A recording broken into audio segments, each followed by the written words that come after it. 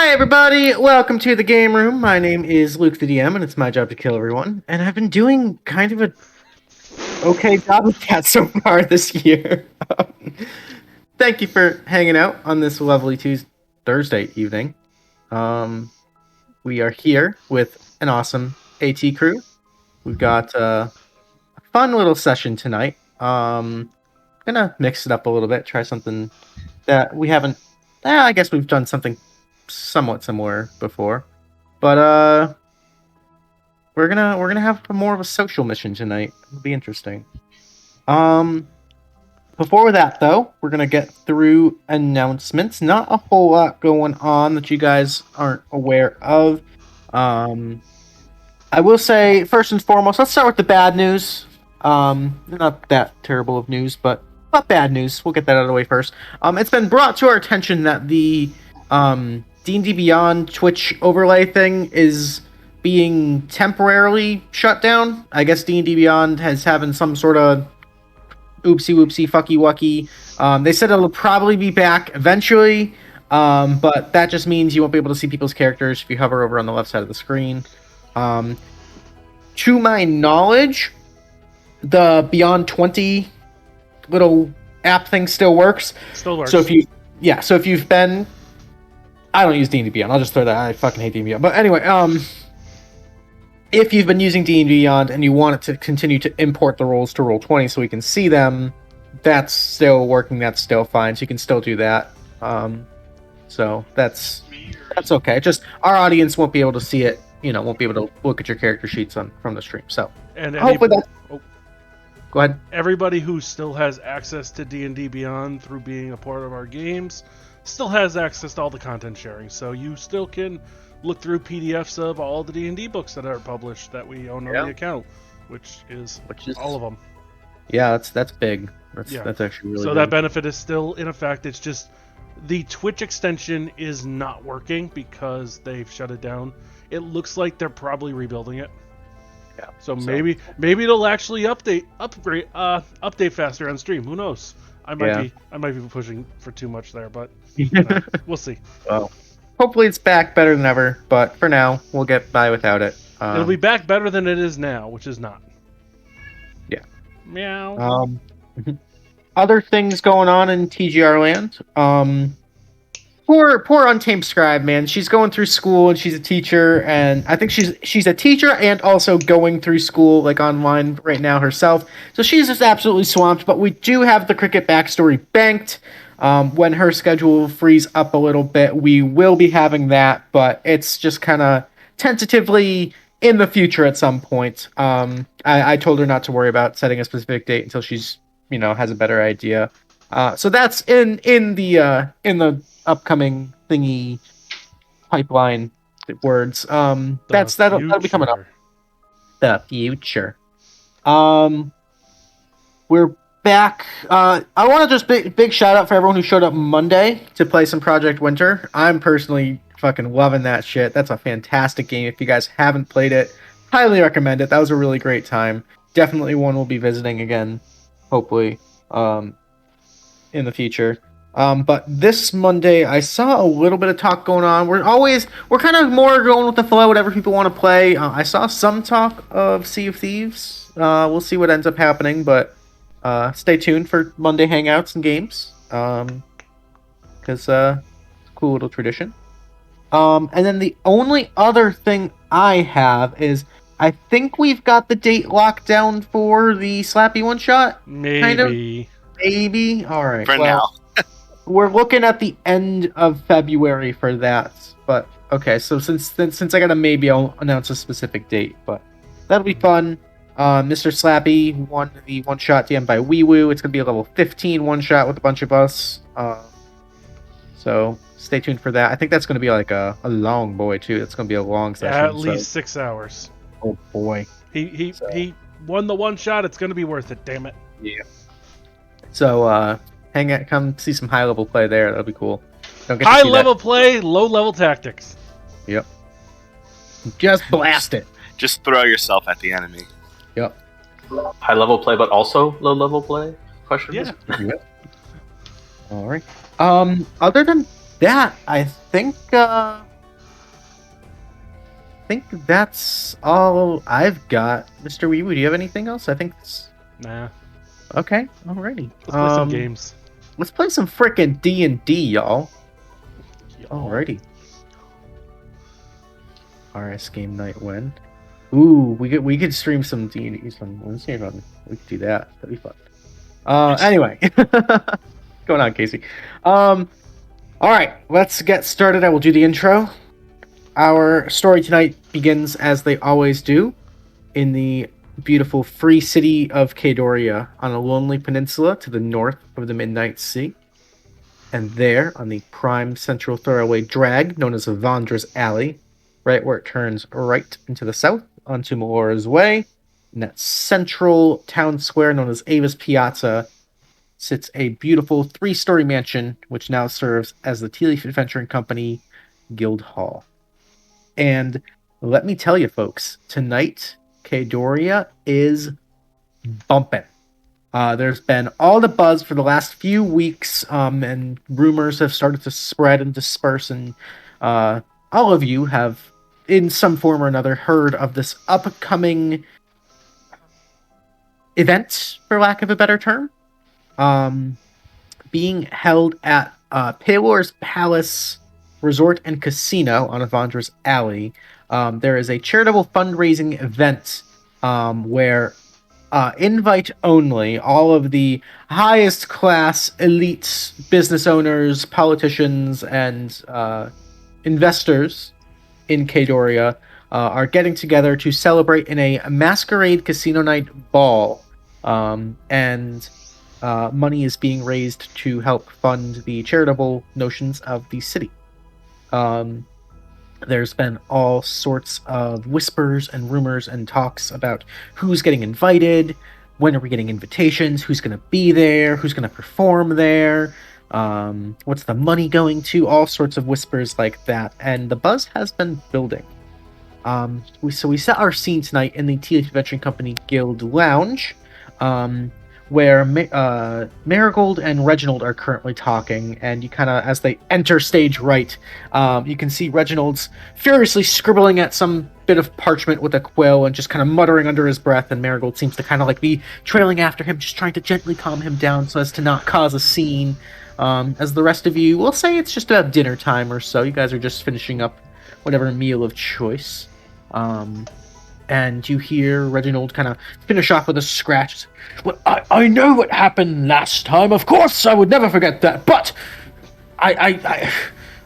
it's important for us to maintain our image here in the city, and I will not be undermined by that scumbag Santos and his petty squall he calls wine. No, they will be having Red Dragonberry Crush served on behest of the Tealeaf Adventuring Company, and I will not have it any other way. I don't care about what they're serving. Just, you're not going, sweetie. I'm not going, you're not going. It's just too dangerous. We know what happened last time. I'm still not 100%. I just gotta calm down. Reginald goes, well, we've got these invitations. It would be rude to not just go. Do you want to just totally slight the silks like that and just terrible for business? And Marigold, listen, honey, we'll figure it out. It's fine. Don't stress. Everything's going to be okay. If we have to miss a party, we can just write him an apology letter or something. It's just going to be fine.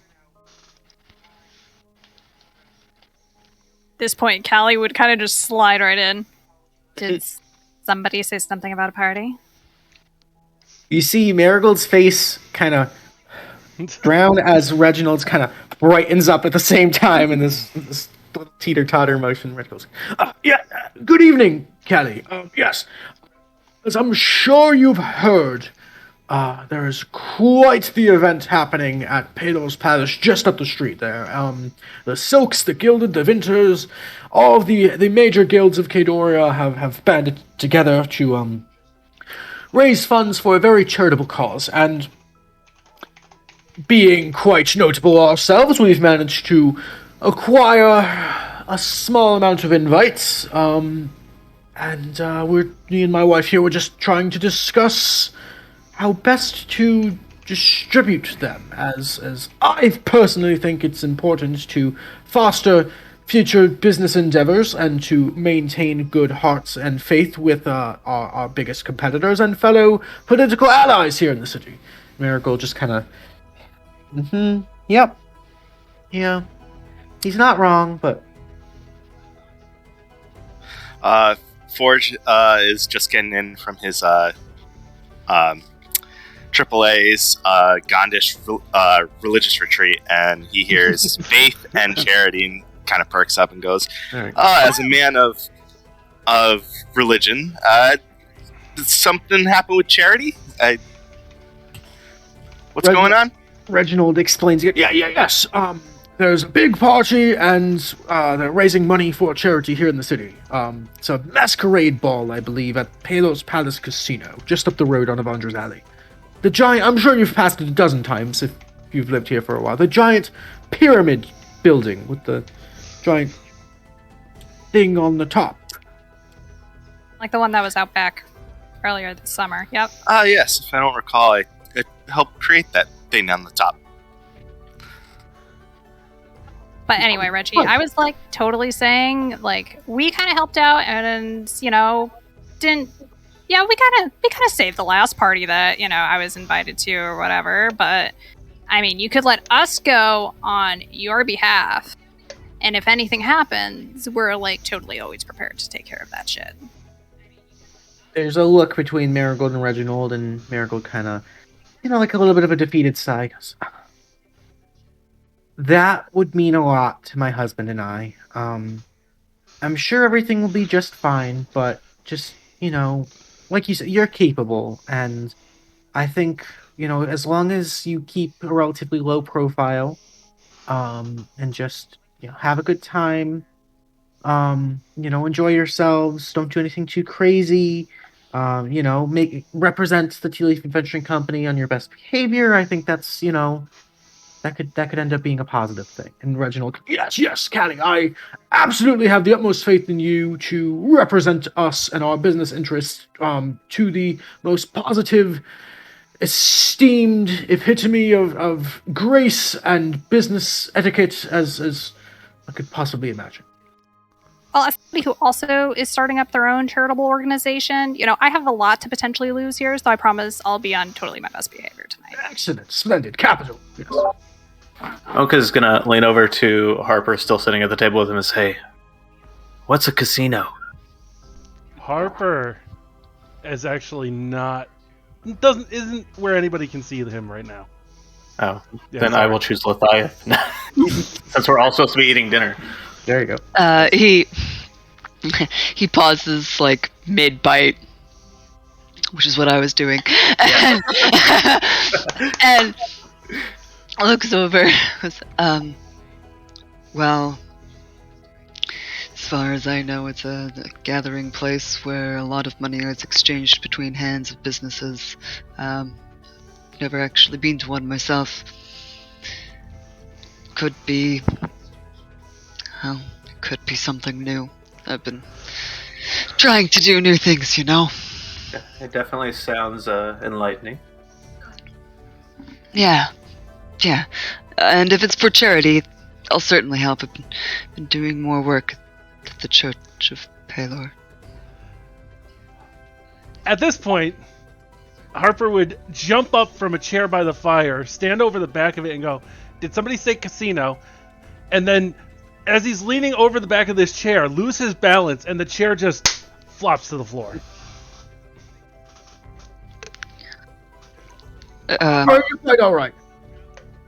Oh no, I'm fine. Did previous question? Did someone say casino? Yes, for the fourth and hopefully final time, I will announce that there is a charitable masquerade ball. Don't even worry about it, boss. You got a nice big brawny crowd here. Looks like you need some brains to lead them. Hey. I'll take resentment to that later. I'm going to lean back over to Lethieth. Isn't he the one that usually gets us into trouble? Yes. Forge looks over at Harper and he's just like kind of looking at him. He didn't know what happened because he just got back from his retreat. He's like, "Harper, you look a little pale. Are you sure you're in condition to be partying? Are you sick? Do you need some medicine? No, fit as a fiddle. Better than ever. Why? Jeremy has Harper's whispered. gonna turn to Lethieth and go, has Harper been alright? I don't know. I haven't really been around lately. Like I said, charity with the Church of Paler and all. What happened, Harper? Why are you so white? Well, I haven't been in the sun lately. Ask people why they're white, Lethieth.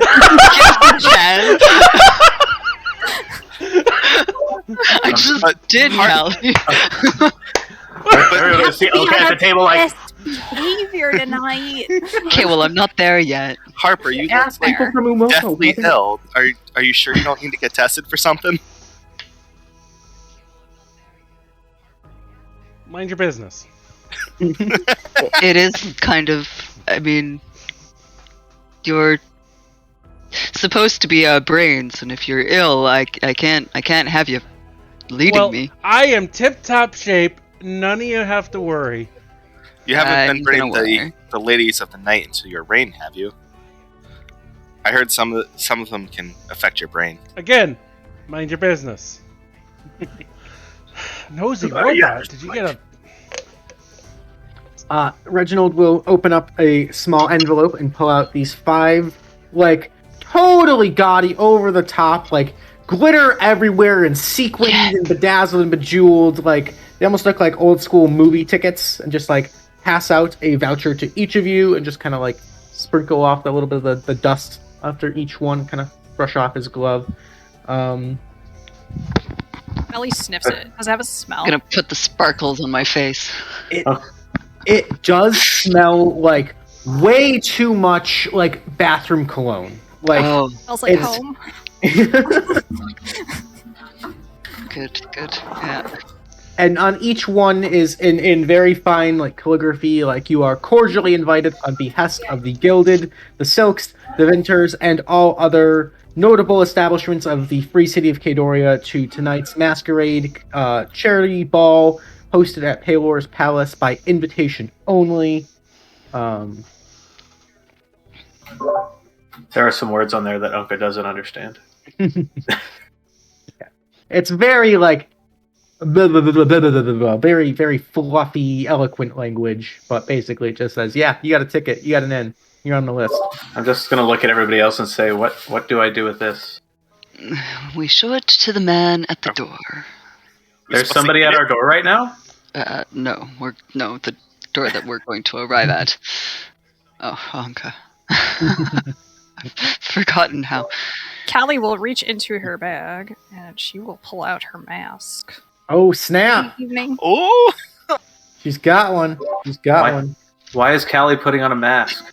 It's a masquerade ball. As the identity of everyone is to be obfuscated somehow, so that all charitable donations are to be considered anonymous. Ownka's just gonna look around and then stare blankly back at Reginald. Oh, it makes you have one too. That's so cute. I feel very underprepared. Me too.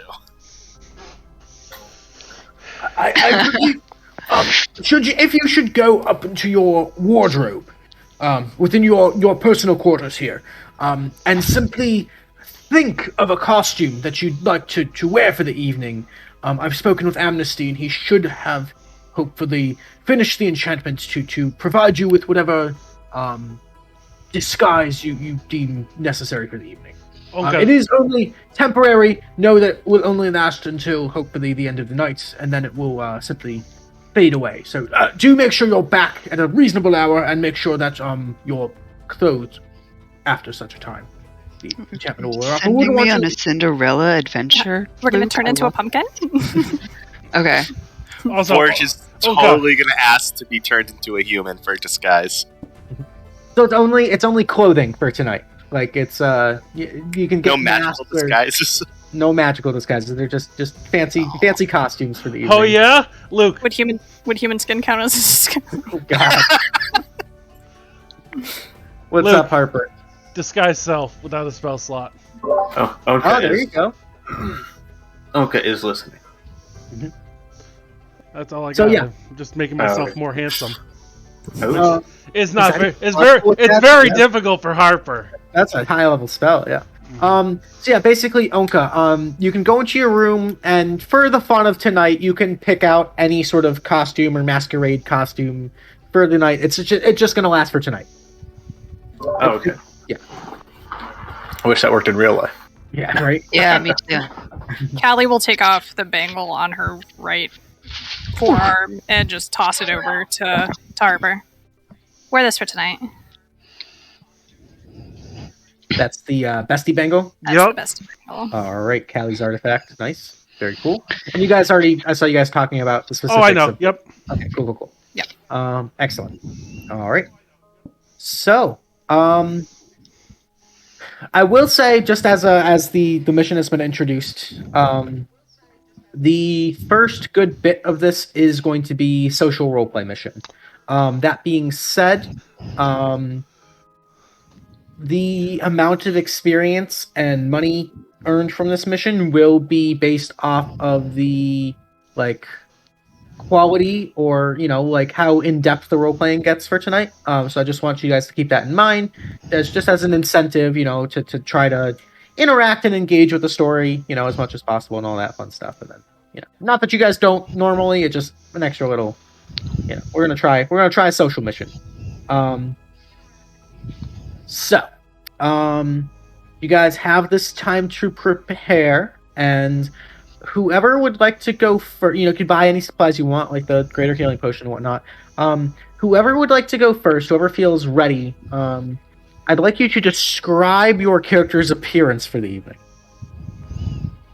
Yeah, I got no problem going first. Go for it. So Callie is just going kind of full up nobility, royalty, black and white type themed. So Okay. she's wearing a long, strapless, floor length dress, and it is black like in the bodice, and then basically is white flowy to the ground, and then she's got a feather kind of like tucked.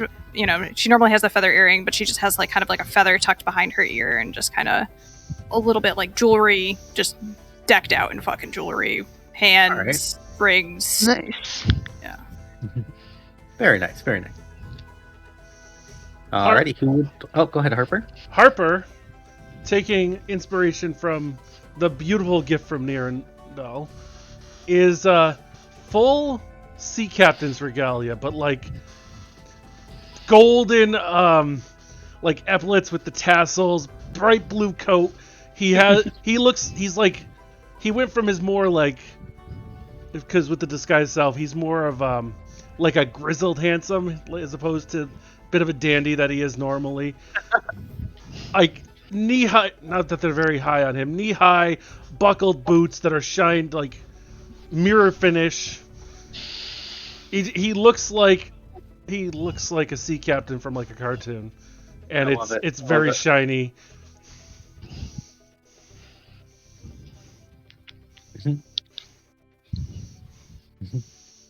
Alrighty, who would like to go next? Any volunteers? Ownka will go. There you go, Ownka. So the group that is already downstairs will see Ownka appear carrying his. What was the word you described when I purchased or what was the word used when I purchased my bagpipes? Or was that Wolfie that did my bagpipes? That did your what, sorry? I purchased bagpipes. Oh, a while yes. back in chat, yeah. Just trying to remember the word that described the appearance, but you will see me in almost formal Scottish regalia. Yes. Are you wearing a kilt? I am wearing a kilt. Oh, I love it. But with a long-sleeved tunic, kind of lacy at the top. But then, due to me not making the attachment, I will also have the traditional blue battle paint. Nice. Because Ownka doesn't know better. And he will have his hair back in a high ponytail, holding onto his bagpipes, intending to bring them to the party. Excellent. I love it. I love it. This is just such a fucking group already. And Lethieth is probably dressed in... Oh, I think I'm gonna go with my attire here. He's got all red, just red shirt. With the epitaphs are still gold. They don't have any like tassels or anything on them. It's just like a nice gold Celtic knot. Mask, very similar to my own. His crown is still pulled up over along the sides, so you can still see the branch-like horns, and he's got the bloodline rapier at his hip because he picked it up from Zakiel.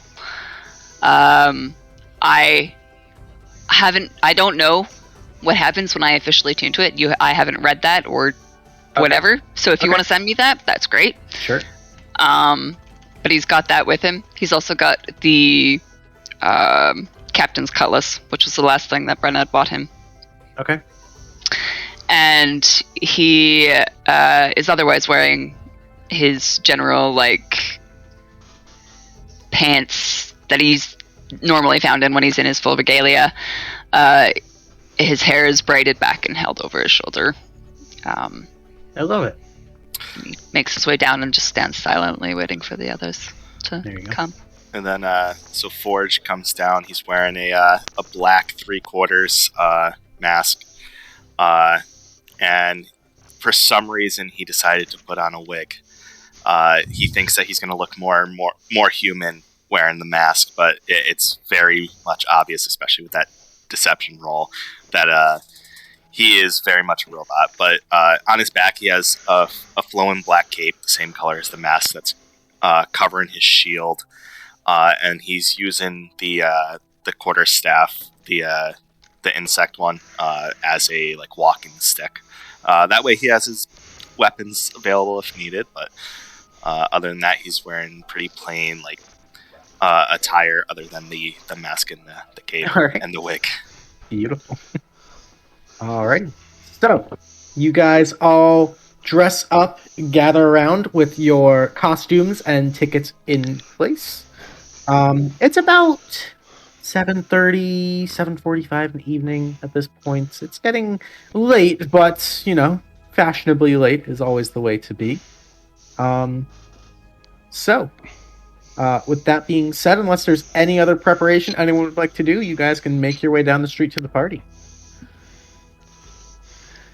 Okay. I'm good to go. Ready when you are. Alrighty. Exiting out the front door of the Tealeaf Adventuring Company Guild Hall into Ava's Piazza. It's a little bit of a chilly night. It's brisk, but already you can hear the crowd coming from the left down Avandra's Alley, and I will actually, just so all of you can kind of get a better idea of the layout of the city, we have the wonderful map drawn by Kelperina of Kadoria here. So if you actually click on that, you can kind of zoom in full screen there. You can see where the Tealeaf Adventuring Company Guild Hall is, as well as Avandra's Alley, and just a couple blocks down is that large pyramid-like structure, which is known as Paylor's Palace. And if all of you wouldn't mind, could I get a history check from each of you? Oh boy. Here we go.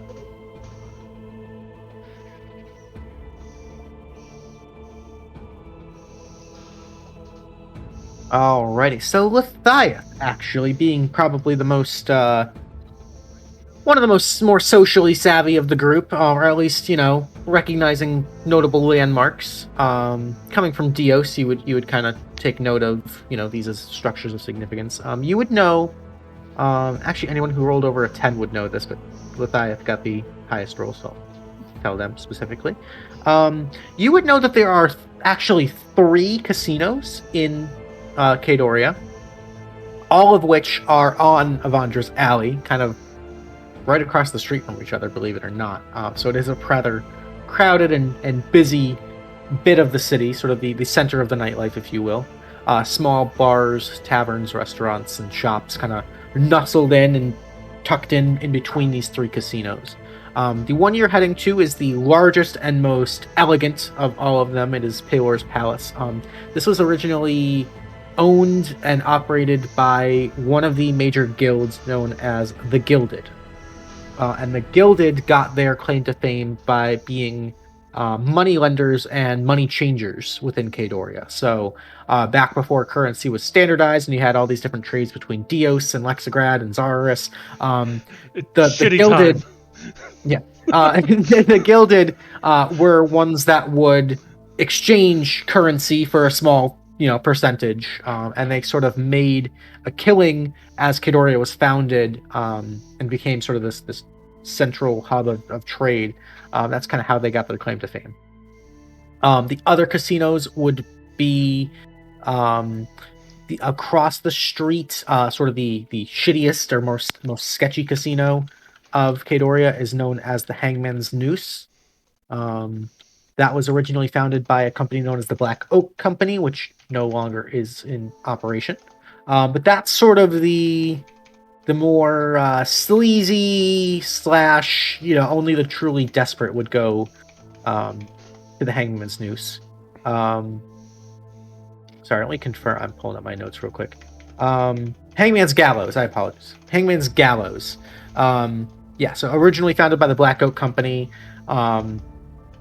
Not a very kind or respectable establishment to be in. And then there's sort of the middle ground, which is the Lucky Loom. That one's owned by the Silks, which the Silks are probably the largest and most prominent guild in Cadoria. And that's more of... It's not just a casino. There's also like residency. There's also like concerts and movies and shows, and it's more of just an entertainment facility that also happens to be a casino, rather than just the Paylor's Palace is like strictly casino, if that makes sense. It does. Go see Nerin's backstory mission for more information. Exactly.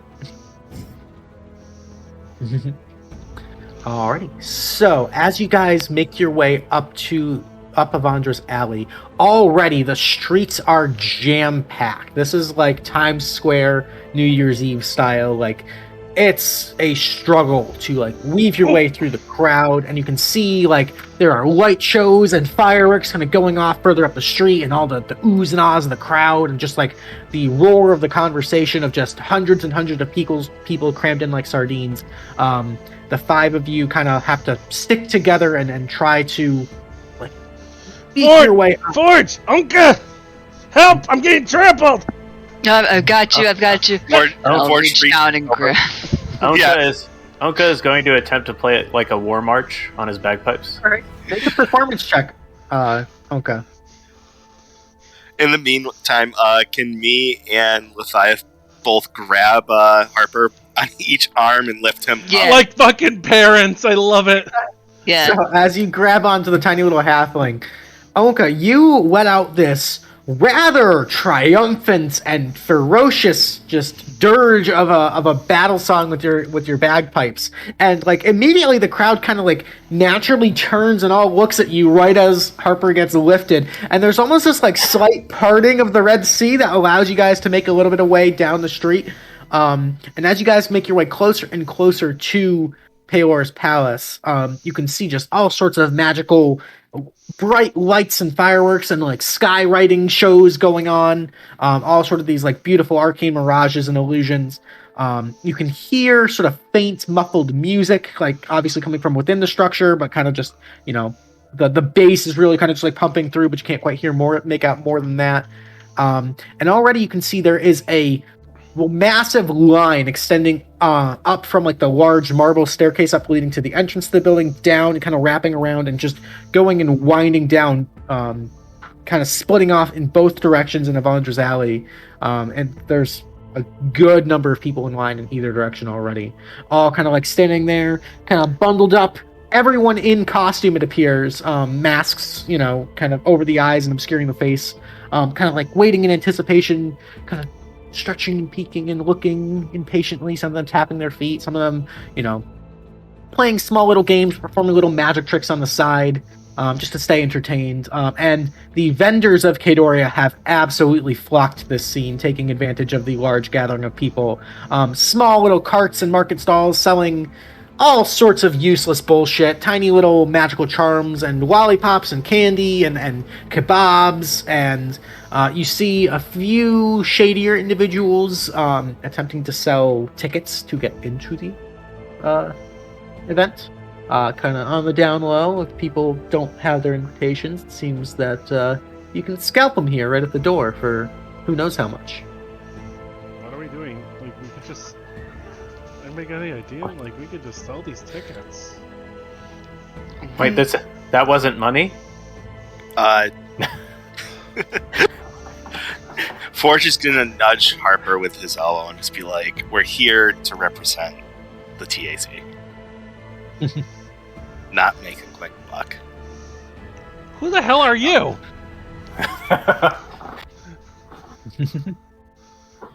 He takes the quarterstaff and just slams it down in Harper's toe. Rude. Forge is gonna lean over to Callie. Hey, can you get us in with your using your band as an excuse like you did before? Or we could just sit and wait. Fun Or in we that, could though. get in. Ownka never stopped walking when he reached the line. He was just going to keep playing, expecting people to move out of the way as he made his way to the door. You're kind of just like marching and just like going to the other line and then like walking back and then going to the back. You're kind of just like walking in a circle through the crowd. Like you're not really sure exactly where to go, but people get out of your way. You're a pretty big, imposing dude with a freaking bagpipe. People are like, what is this guy doing? I think Ownka's got the right idea, just the wrong format. I don't know where to go. Callie is she's just gonna cut the fucking line. She's gonna go right up in front of everybody and just Representation. total diva moment. Commodore's going with her. You get a lot of like, hey, what the heck? What do you? And you see, as the people in line start like shouting out at you, these two, very elegantly dressed, very pristine, almost like, not quite tuxedo, but like nice formal like servant suits, kind of quickly not run, but like power walk towards you and kind of stop you, standing shoulder to shoulders. Good evening, miss. She will just flash the ticket basically like right up to their faces. Oh, I assume I can go in. yes. We apologize. There is a bit of a line, if you don't mind. I kind of do, though. Do you I know see. who I am? No, my dear. You're wearing that beautiful mask. That is sort of the theme of tonight's events. Yeah. Yeah, she's rich enough to not care about the mask, though. Yeah, she will flip the mask up. Yeah, part of the Screaming Sirens. You may have heard of us making a lot of noise over at the Lucky Loom a little while ago. Make a persuasion check.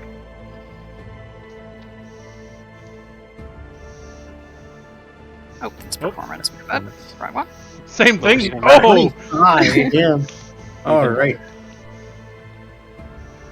Oh, yeah, my apologies. Are you here to perform for the... there's so much going on with tonight. It is a bit chaotic in there. I apologize. The itinerary for the evening has been updated so many times, and we just haven't... it's hard to keep track with what the latest updates are and everything, and were you of course you were. I'm so sorry. Do you have the other two sirens with you tonight, or do you need any help carrying bags or anything in, getting set up, your equipment, all that? It's actually going to be a solo show, but I've got I got my posse with me. They're gonna go help me set up. Okay. Sure. Yeah. If you could just sign right here, and he like pulls out a clipboard with like just a bunch of like a list of names, basically, hundreds and hundreds of names, and you're not sure what the point of this is, but he's asking you to sign it. Yeah, she will just big looping letters just sign her name. Okay. Beautiful. Takes the clipboard back. Right this way. Perfect. Thank you. Meanwhile, while this is happening, Lethieth and Forge, you guys are kind of standing there watching this happening like, oh boy. Lethieth, you feel a tap on your shoulder, and a tabaxi individual kind of stands very conspicuously there, kind of like makes eye contact with you and looks away. Kind of looks back, makes eye contact with you, holds it for a little longer. Can I help you with something? I think we might be able to help each other. You looking to get into the party, miss? Sure. Lethieth tries not to clock the fucker, though I know it was Luke messing up. I know. And he goes, "Why, no, actually, I'm not. But what sort of offer are you trying to pass?" And tries to pull his most feminine voice he can.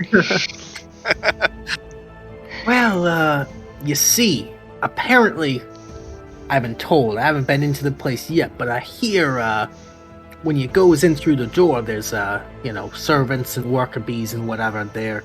They're giving out these, and he reaches out and kind of flips through his coins and holds almost like a poker chip. And it's white around the edges, and it grows black quickly, and in the center, is a red, kind of very cartoonish, manticore head. Holds it up. Apparently, these are being used as almost free bets within this party of theirs. I guess they're giving out one on the house to everybody, but you can win these by going in and, winning at the tables or the games or whatever. And apparently, at the end of the night, there's something special. Whoever's holding the most of these gets some sort of prize or whatever. So, just so happens, and he kind of taps a coin purse at his side, and it kind of jingles with like the sound of like plastic chips kind of clanging together. I happen to stumble upon a good number of these. If you were interested, be willing to let them go for a fair price. So in Forge's head, he hears, it's supposed to be for charity, but this man has really pissed me off. Do I look like a girl?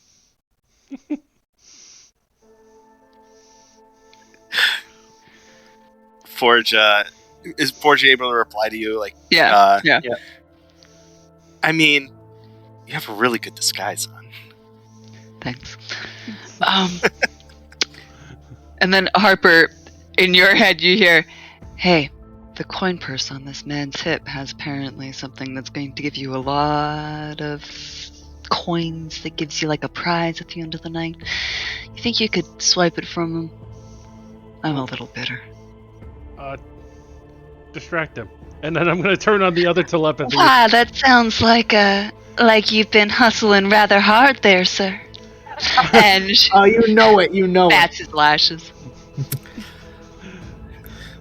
Does Forge catch on to like what you're attempting here? Or? It's pretty badly, Yeah, pretty badly thrown out there. So yeah, you might.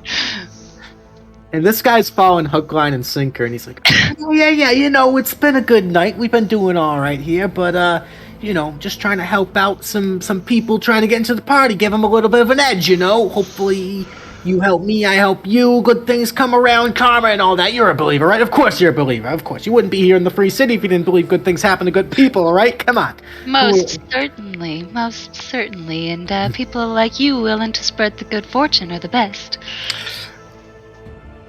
Forge is gonna try something, and it's gonna possibly lose me some gold, but I'm gonna pull out my coin purse, and it's obviously it's full. Like the guy can see it, and as I pull it out, it kind of drops and some gold falls out. How does he react? Like, obviously, this is like a distraction, but it looks like an accident. His eyes go wide, and he like sees the money. There's like a lot of. Oh, it's no. Yeah. hefty. I'm quite sure that he doesn't have as many coins as we do. That. So he like sees the money and is like My arm. watching you sort of like stoop down to pick it up and like goes to like kneel down and help you. And as he does so, his like rear hip is kind of exposed, and that's when Harper strikes. So Harper, if you'd like to use Mage Hand to pickpocket, Hell yeah! So you're a charisma caster, being a warlock. Yep. I would like you to make me a charisma-based sleight of hand check. So if you're proficient in sleight of hand, you can add your proficiency bonus. I am not proficient in sleight of hand, so... Otherwise, it's just a straight charisma roll. Okay. And that just represents the deftness with which you can control your magic. So, Luke, I'm rolling it as a dex because it's the exact same thing. Okay, that's fine.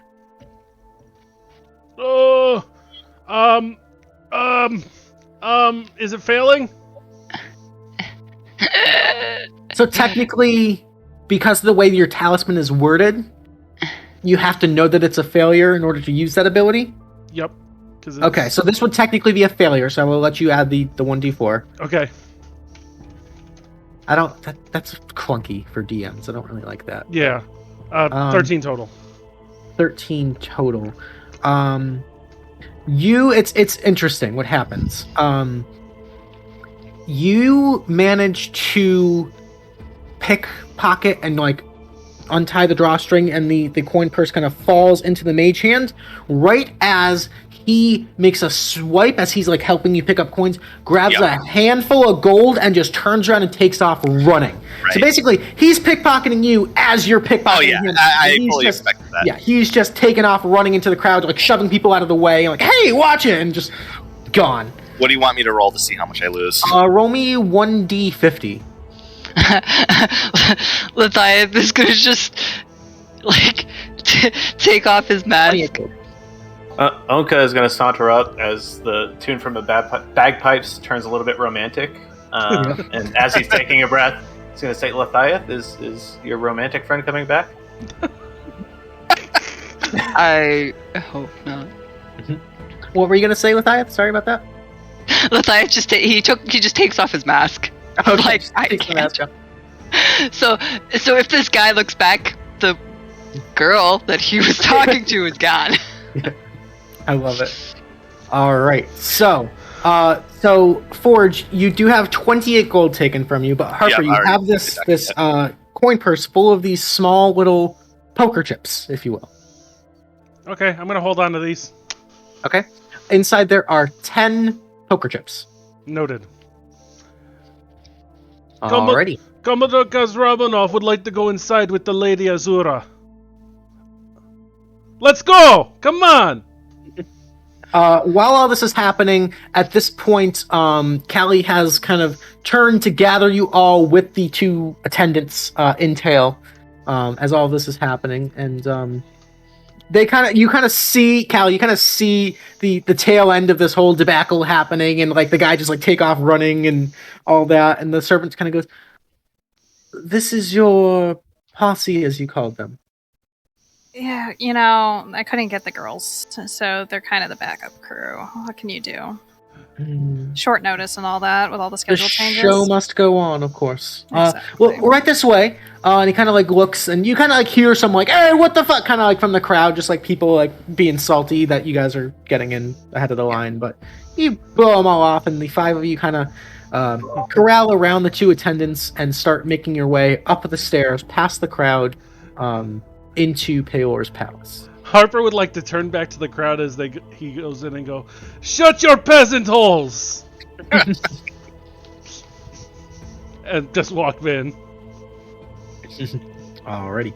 As you walk in, this place is dripping with opulence and just absolute polished gold leaf covering everything. This like really beautiful, like kind of like smooth jazz swing, like Sinatra sort of vibes, just kind of like sourcelessly just emulates over the air. You can hear like that low murmur of a crowd, excitement, the occasional like bell or whistle going off, and like people clapping and cheering, all sorts of small conversation. There appears to be like a small dance floor where people are sort of dancing in this very swing style. And immediately as you enter, there's 3 attendants there. One simply there to greet you with a deep bow. The other with a platter covered in stacks of these small poker chips, and the other carrying a large silver tray filled with goblets. Half of the goblets appear to be filled with a red liquid.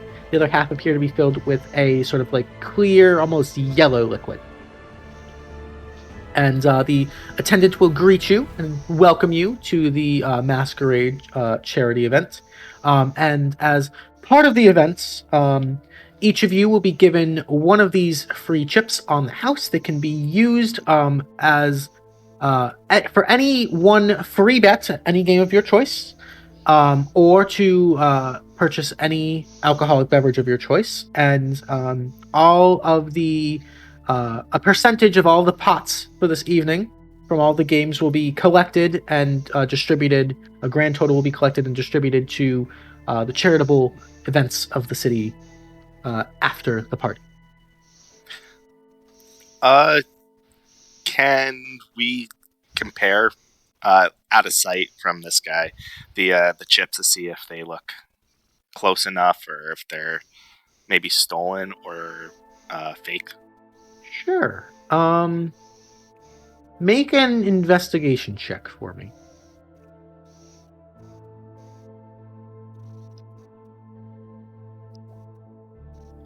Not a... They look just about the same. As far as you can tell, they're all just sort of that white rim with like the black center, and then like the red, like the deep blood red manticore head in the middle. And it's just as cartoony on both? Yep. Okay. Well, they're either really good forgeries or... Yeah. What am I saying? Or stolen. I'm Commodore, never mind, sorry. Beverages, and the one attendant kind of comes like a sweep with the tray, holding goblets to all of you. Vodka. Yes. He sort of holds the tray. It's almost like a cocktail party. We can just reach off the tray and grab your own if you'd like. Grab a red wine. Okay. Obviously, Tealeaf, Yeah. I take the yellow. Okay. Of course you do. I have to be oppositional. Come on. I take one of each. I love it. Beautiful. Alrighty. The group would notice that I had fashioned a strap to, like, kind of sling my pipes when I'm not playing. So they're just kind of chilling on my back as I sip from both glasses, alternatively. Alrighty. Those of you who are drinking the red, you take a sip, and it tastes like home. It's very familiar to you. It's this sort of like smoky, dry, very tanniny flavor with like hints of like deep chocolate and cherry, with like a little bit of spice and like a very smooth aftertaste. This is Red Dragonberry Crush, and it is basically what you guys drink on the regular if you're into wine or if you're living at TAC. There's no way you've gotten away with not at least trying a sip of this, and it is damn good wine. It is the best wine you've ever tasted. And where is it that this wine is brought to you from tonight? He asks the waiter, knowing full well the answer, but wanting to hear what is said about it. Tonight, on the house, we have a sample of, I believe it is a 1403 vintage of the Red Dragonberry Crush, courtesy of the Tealeaf Adventuring Company. It's quite good. And then alternatively, we have a dry white from the Vinters Guild on behest of Santos. This is a Midnight Deloon Chardonnay. I believe the vintage is 1392, early harvest. Harper, score! And drinks the yellow. As he mentions the Tealeaf Adventuring Company, the group would notice Ownka kind of choke into his wine, not having realized this is what they serve back at the guild hall. I am disgusted. Even if it's good, I'm disgusted. It is arguably better. It is borderline. They're very different wines. One is a dry red and one is like a bubbly white. But it is arguably at least comparable, within the same ballpark. You can't quite compare a red wine and a white wine after all. Yeah. You dare serve Commodore Karazmarazov. I fucking generated this name. I'm so sorry. Piss! You served me piss?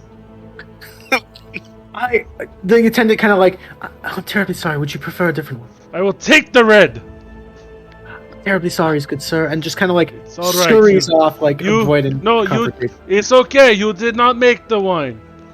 Ownka, not realizing he's joking, will have been taking a sip of the yellow as he says this, and will spit it out on the waiter. Oh no! So as he hears the word "pissed," he will spit it violently into the face of the waiter. Total Start spit. the rage already.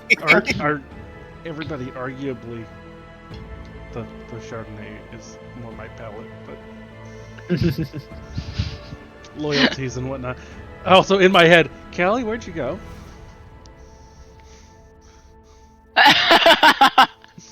She would have just started to wander off. Callie's gone. She just Alex full party mode, just like left everyone behind. she took a thing of the red and just started walking and just letting herself in. Fair enough. It is. Everyone appears to be in mask or costume of some sort. Some of them are in veils, very like almost like a Middle Eastern sort of flair. Or I guess in this case, like a Zararin. Zararin, yes. You've got all sorts of a mixing pot of different peoples in various levels of intoxication here. Some people are just like laughing a little bit too loud, kind of swaying in their chairs, celebrating the evening.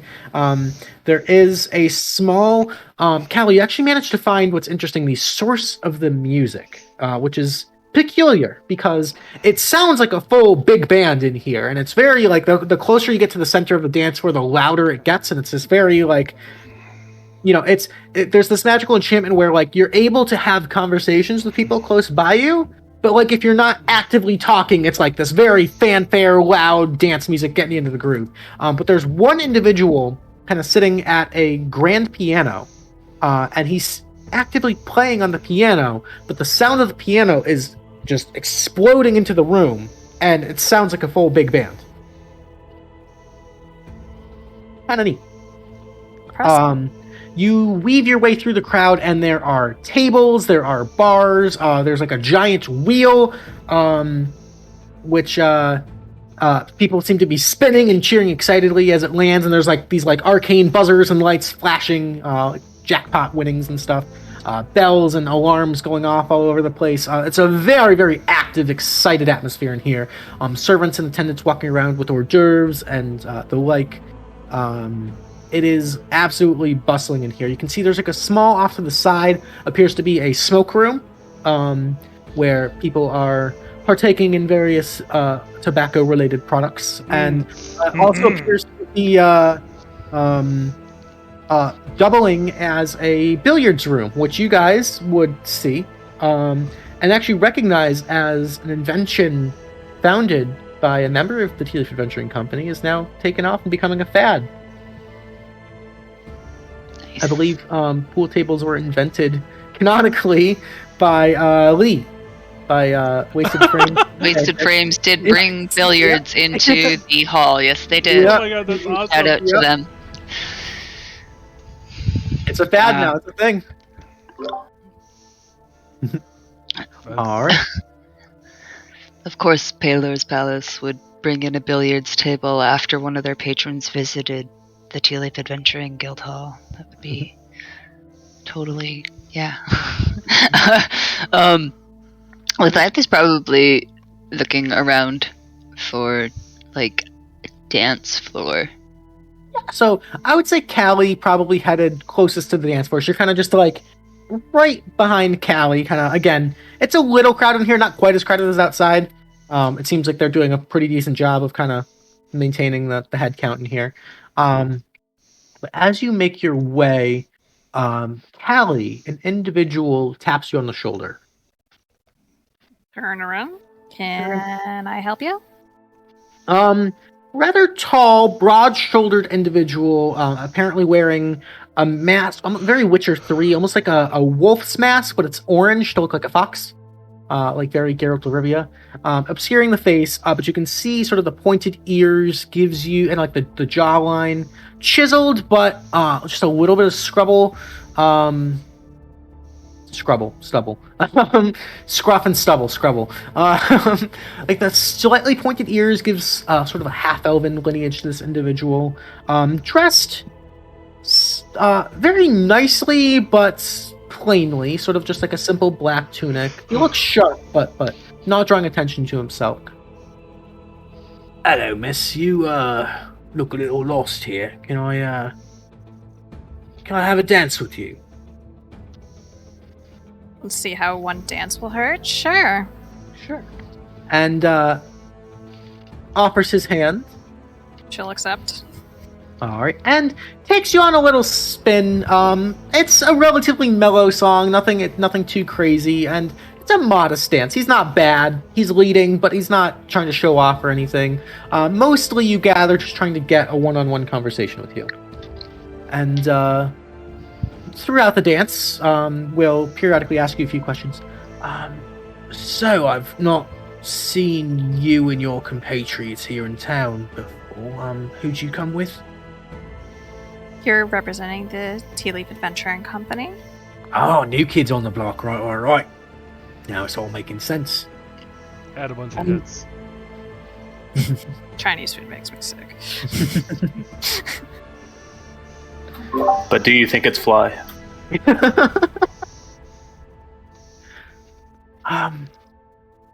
See, I'm a bit of an entrepreneur myself. I pride myself on knowing all the ins and outs of the political intrigues of Kadoria, and to have someone, unbeknownst to me, arrive at such a high-class event is, quite frankly, an assault on my honor of my profession. So, if you don't mind, you may call me Dustin.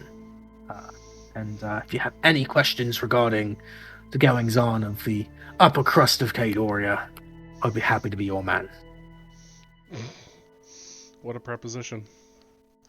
Dustin, it has been a pleasure, and we mean no offense. Unfortunately, Marigold and Reginald couldn't make it tonight, and has sent us on their behalf to represent them. I was expecting Miss Streamstep. Quite surprised to not see her. Is she doing unwell? And I wouldn't say unwell. It just party set her a little bit unease. If you heard what happened the last time she went to one down south. I did hear about that. Yeah, down in Umopo at the menagerie. Quite unfortunate. Yeah. But glad to hear she's doing a bit better. Although I can understand the unease, of course. Large crowds and whatnot. Lots of strangers wearing masks. Who knows what could happen, right? Kadoria, while it has its pleasures, it also has a little bit of a seedy underbelly, so play it on the safe side. You're telling me.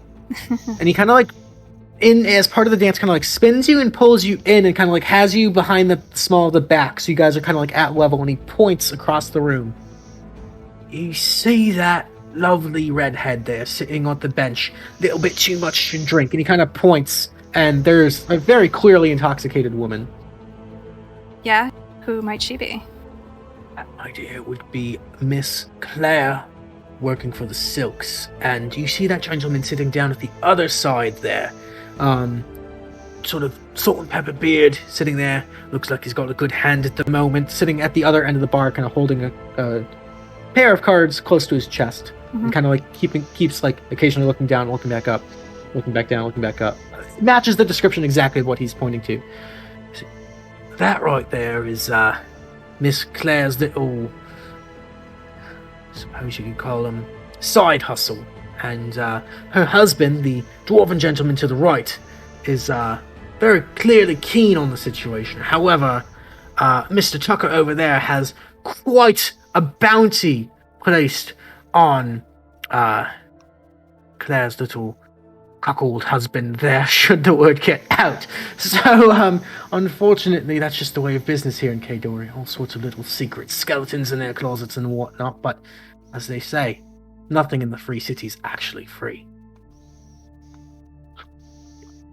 Nothing ventured, nothing gained. You see that individual over there, and he kind of like turns and spins you as part of the dance, and like a small little rotation points. The halfling woman sitting there, she's got that strange reptile next to her, and you can see like total posse entourage surrounding this tiny little halfling woman, sort of like long, sleek black hair, and standing next to her is like a giant, almost like a tegu or like a Komodo dragon like lizard, which is very out of place here, very exotic, but just raking in a pile of chips. That right there, that would be one of the kingpins of the Silk Guild. That is the Salt Queen right there. I would recommend it not standing in her way. She is quite a shrewd businesswoman.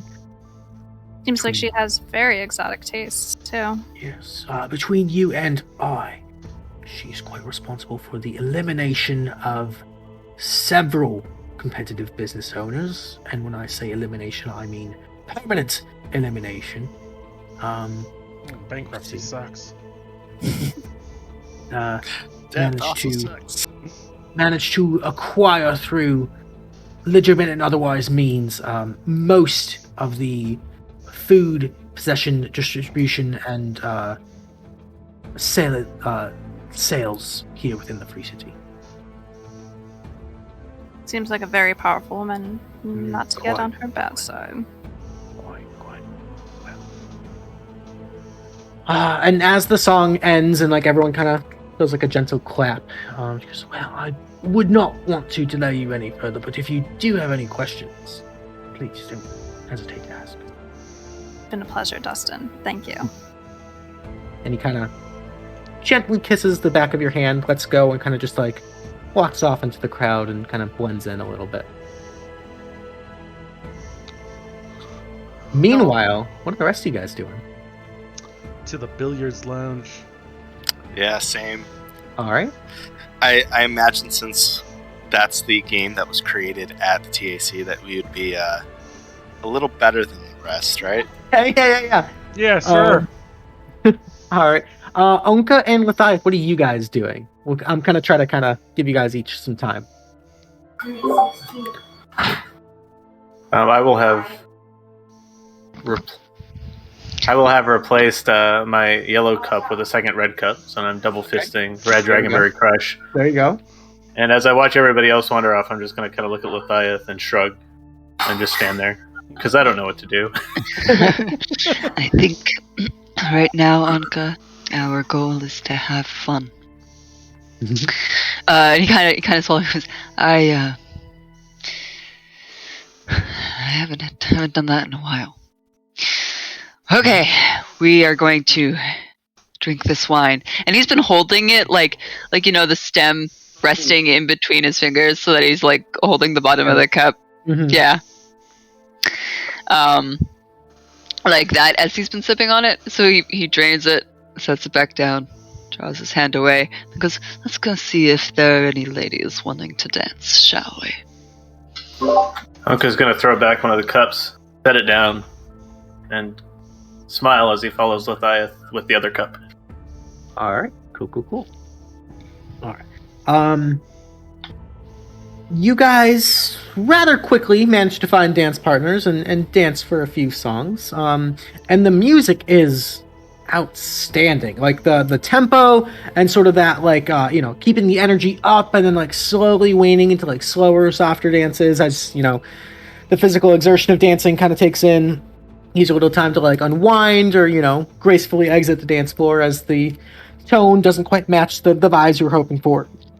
Harper and Forge managed to kind of scurry off into the back smoke room and find the billiards tables, and you can see there's a couple goblin individuals here, the green skin, the pointy ears, all wearing masks, and one of them is currently on the ground on all hands and knees, and the other one's standing on his back, holding the cue, like whining and wobbling, like, hey, stay still down there, I'm trying to take a fucking shot, you're fucking me up, hey! And just kind of like weaving and like aiming and just like totally scratches and like tears the felt a little bit on the table, and you just hear like, like all this gasping. There's like a group in the corner just like sitting there, hoods up, masks on, and just like a cloud of smoke emanating from them, clearly just having a good time, just vibing out in the corner. I'm here for a good time, so. And you can see at the other, there are two billiards tables here. At the other Be right one, back in a second. Sure. There's a very tall, lithe, high elf individual, hair tied back in a tight ponytail, who's apparently quite deft at this game, has a natural aptitude for it, and is making all sorts of trick shots and jump shots and behind the back and blind look away shots and just absolutely running the table. Oh, you sir! You sir, yes, you! Fantastic dandy man, yes. You versus my manservant here. He's fine shot with billiard ball. After manservant, again, he just takes the quarterstaff and slams it down on his tongue. But, oh, good shot, Friday. He turns to Harper and goes, I think I need to warm up. And he takes a pool stick and lines up a shot and just miscues, doesn't rip the felt, but just miscues and goes, you know what, I think I'm ready, as the ball rolls into the corner pocket. Yeah, are we shaking We're hustling. this? We're hustling! Yeah! Oh, you'll need oil, good man. 1 second here. I produce a fake oil can and just it's all yak. There's no oil. There's no can. Yeah. I don't actually have it. The elf individual silently pulls out Oh, a stack of those poker chips, puts them gently on the side rail of the table. There appears to be about a dozen or so. a dozen or so. Mm-hmm. How many do we have? I have 11. You have 1. You would have also had Lethieth's, because he would have handed it to you. Oh, thank you. I just So, didn't say it. Lucky 13. Do we go for it? And I'm Oh. paying for my drinks, I guess, because I used my free drink. It appears that like the wine is on the house, but if you wanted like a specialty cocktail, that Oh, you'd okay. have to. Yeah, no, I'll just stick to Dragonberry Crash. There you go.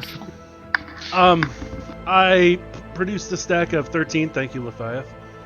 And I match it up to his. Is it close? Just about. You have so much faith in me. You're gonna do better than I do, hopefully. Also, spell list. Can we fuck this up? Alright! Who break ball? With a silent, wide, sweeping gesture, he offers the break to you. Forge is gonna look at the pool stick and goes, oh, it was because it was warped, and pulls out his quarterstaff, and he's gonna use that as the pool stick as he Okay. chalks it up, because that's what he's used to using over at the Sure. TAC. And he's gonna line it up and send Go it ahead and make an attack roll for me with the with quarterstaff. the quarterstaff. Yep.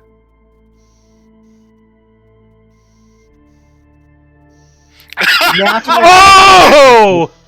You, Did I just 8-ball it? yeah, you just with a satisfying crack as the balls collide, you see, and then the 8-ball slowly sink in, and you just see this elven individual turn, just Jim stare at the camera, and just like wave a hand, just walk back out to the dance and leave. Yes! Yes! I give half to Forge. Thank you, Alright. kind sir. Good job! Anybody else want to try their hand at my boy? Everyone is just like all set on that, like fuck that. They're not getting hustled. You two! Goblin boys! Hey, what do you want? We're learning over here. This is the learner table. You guys fuck off. I will play you! Alright, and you guys continue to play friendly, non-wagered games of billiards for a little bit as we get back to Forge, I just want to bring this up. Forge, whenever Harper has to take a shot, because he's short, we'll just lift him up so he's like parallel, so he can line up his shot. I like to think that he's using like a crank and he's just like Yeah. love it. Alright, we're gonna wind back to Callie. So Callie, after your dance, you're kind of looking around, standing there. The music has wind down to sort of a slower song at the moment. But occasionally you hear like the occasional like cheer and like loud whirring and ringing of bells at tables and machines and whatnot. People gambling and winning. I'm gonna look around and approach the person that I think is the most disinterested looking. Okay.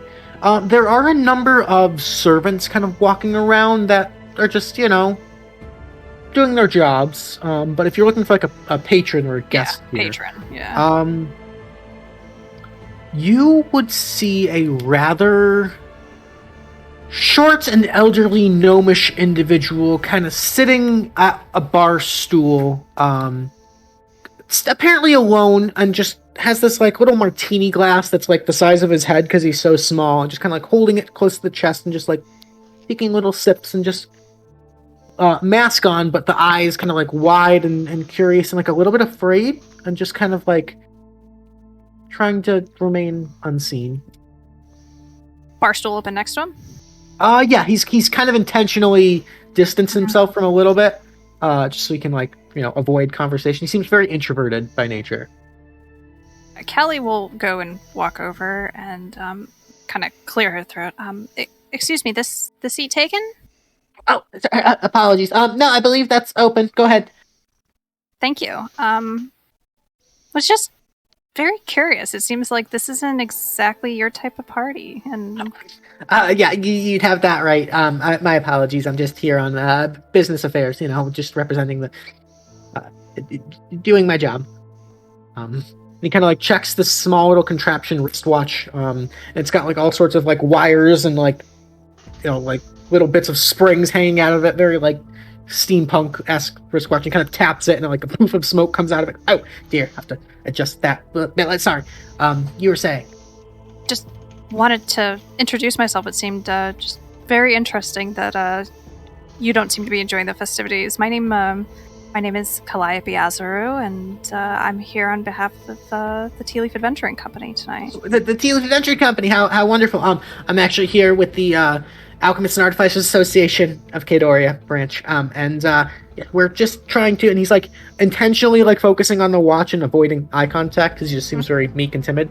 We're actually here to make several large donations, and it's my job to ensure that all goes according to. And there's like a spring like shoots, and there's like a bit of a spark. Oh, drat! I'm here to just make sure that all goes according to plan, and that my company's accurately represented here. Have you tried one of the machines, Miss Calliope? Actually, the AAA has invented some of these machines for the casinos that are apparently random number generated jackpot producing. It's interesting. I have not had the pleasure yet. I'm only familiar with the AAA RRR, which I believe is one of your contraptions. Yeah, not my department. But yeah, I'm quite familiar. So tell me a little bit more about these machines. They're just randomly generated. So how do you know you've won? You have to get certain numbers? You would insert some gold coins, or actually the prototypes in the corner there have been designed to accept these little tokens. I'm not sure who specifically designed the tokens. I wasn't involved in that, but I actually designed the machines myself. And it's a randomly determined chance. There's a program probability you see that a large payout will be given to a lucky winner after so many pulls of the lever you see. But they're actually, and he kind of like takes a sip of his drink and kind of leans in under his breath. They're actually intentionally designed so that they actually pay out a little bit less than they take in, just through sheer probability, so the house actually always wins in the long run. But you actually didn't hear that from me, so he kind of like leans back. I can understand that. It's all about the show of it all, I imagine. Quite fun in small doses, but well, it was an absolute pleasure. I don't think I caught your name. My apologies. You can call me Rebo. All right, Rebo. Well, it's been a pleasure, and if you ever need the Tealeaf Adventuring Company's service, you know where to find us. I'll absolutely keep that in mind. I've heard great things about you. Thank you so much. It's an honor. And I will let you back at it, and she will turn back around. Alright. That'll bring us back to Lethieth and Ownka. So you guys have found yourselves a couple of lovely dance partners. Danced for a few songs. If you'd like to gossip or intermingle or do anything else in particular, take it away.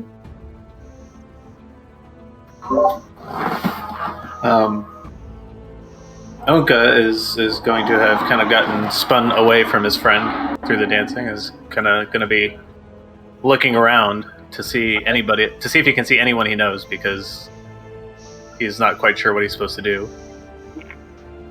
So he's just kind of standing in the middle of a crowd at the edge of the dance floor looking around. All right. It is a little hard because everyone is in masks. But I'm trying to think of what missions Ownka's been off the top of my head. What NPCs you might know. At a quick glance, no one really catches your attention. What does catch your attention, though, is there's a large table in the, sort of the center of the room, like just off the dance floor. People are kind of crowded around, and next to that table appears to be like a large horizontal wheel that one individual is spinning and then dropping something into. And after the wheel stops spinning, people are excitedly clapping or, shouting in displeasure, apparently winning or losing at the game. And you see a couple individuals like grab a pile of chips and walk away, leaving a small spot at the table. I'm going to take one last little glance around, and not seeing anybody, shrug and just slide over to see what's happening, and all right, kind of push somebody out of the way that's getting there right at the same time as me. Sure, yeah, you kind of beat the competition to the open spot at the table. Erenes would recognize this as roulette. This is a very simple, basic roulette table. Ownka has no idea what's going on. And actually, there is a handout here. Just the basic roulette table. There, if you'd like. And you can see there is a sign on the table that minimum bets at this particular table are 250 gold. But my token is worth 3 bets, right? Is that 3 gold? Your token is worth 1 free bet at the table. One free bet at the table. Okay. Yes. Free, not 3. Free. What?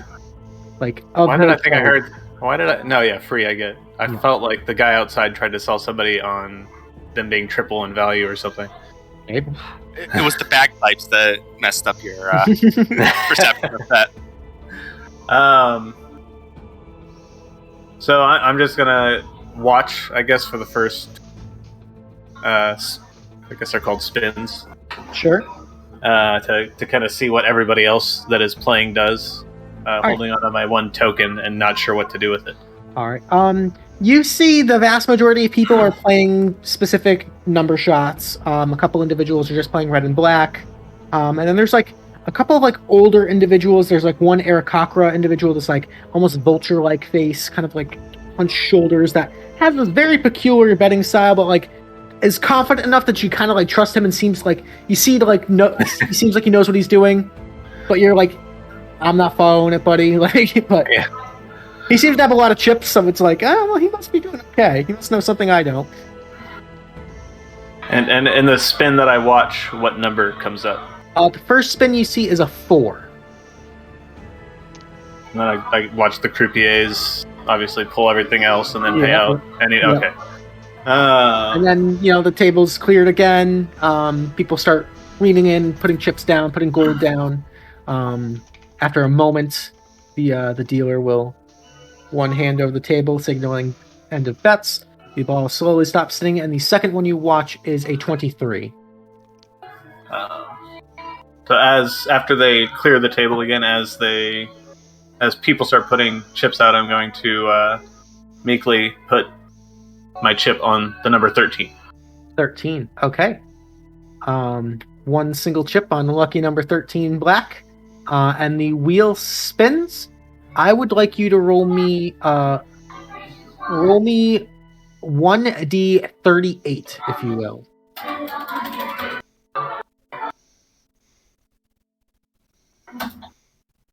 Oh, sorry. Gotta get rid of the space between the 1 and the D. My bad. It's all good. There we go. Whoa! Ah! Wow! way! Oh boy! Let's go. So, by all odds, completely fair. That one little poker chip is taken, and you see the you used a fancy word for it. I call him a dealer. I don't know what the roulette Croupier. croupier. That's typically what a roulette dealer is called, I think. Okay. You see the individual pass over a massive pile of coins and tops it off with the free chip that you paid with, totaling, get ready for this, Oh, man. 8,750 gold pieces. Holy shit! Sorry, What's the odds 8,700 and what? 8,750 Kadorian gold pieces. What's the odds for a single number in roulette? Pretty high. 130 to 1 or something like that. It's 1 and 35, I think, right? Yeah, pays 1 to Yeah. 35, yeah. It's supposed to pay 1 to 38, but they have to make their money. Yep. Yeah, so 250 times 35, 8750. Oh, man. Fucking jackpot. All right. Doesn't even know the game.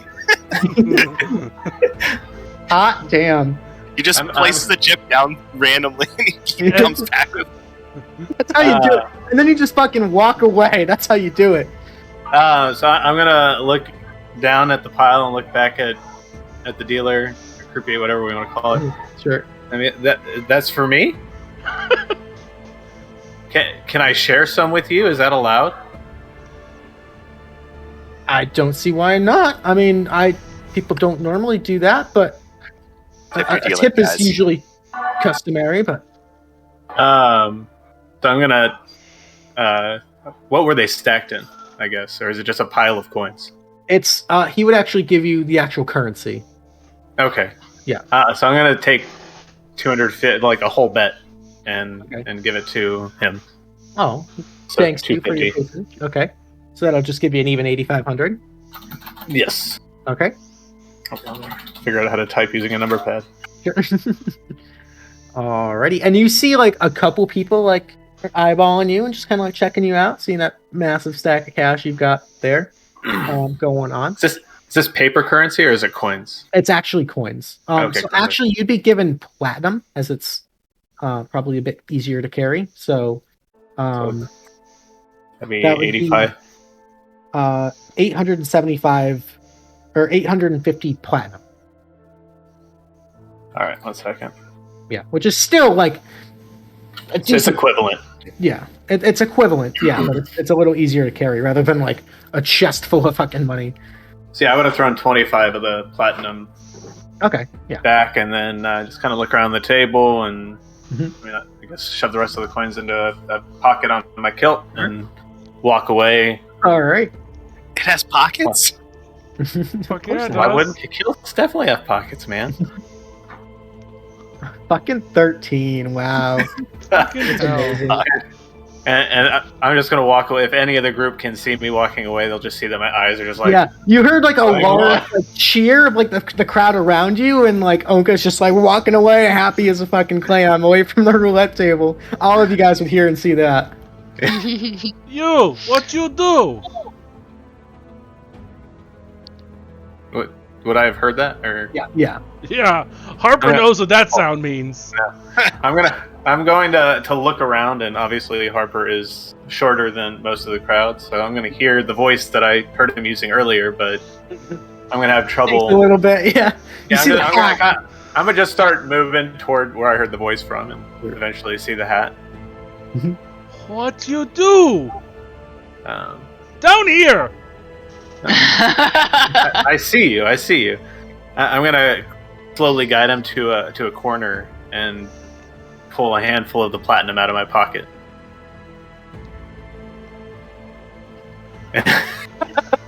Harper's crying right now.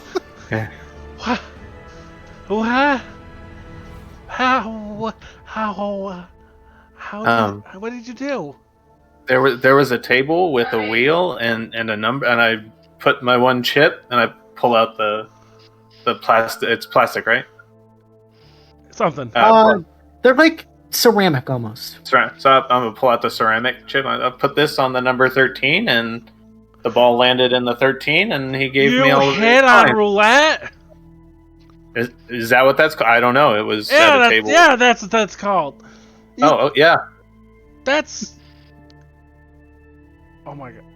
What are these coin? I've seen gold. I've never seen these. What is this worth? It's well, apparently a lot comparatively. Forge, you wanna go play some roulette? As Harper says your name, you feel like a tap on your back, and there's this very elderly human woman, like little glasses, like over on the outside of the mask, just like has one of these chips and is like tapping you on the rear end. Me? Yeah. No. Or who? On Forge. Oh, on Forge. Okay. I'm just gonna do a robotic. I think turn. there's a way to put the money in. I'm just not quite sure where. I like swivel like slowly and open my mouth. Oh, there it is. Okay, and she just puts the little free poker chip in your mouth. So I do like a Then she kinda, rolling like, R. She like reaches over to like pull your arm.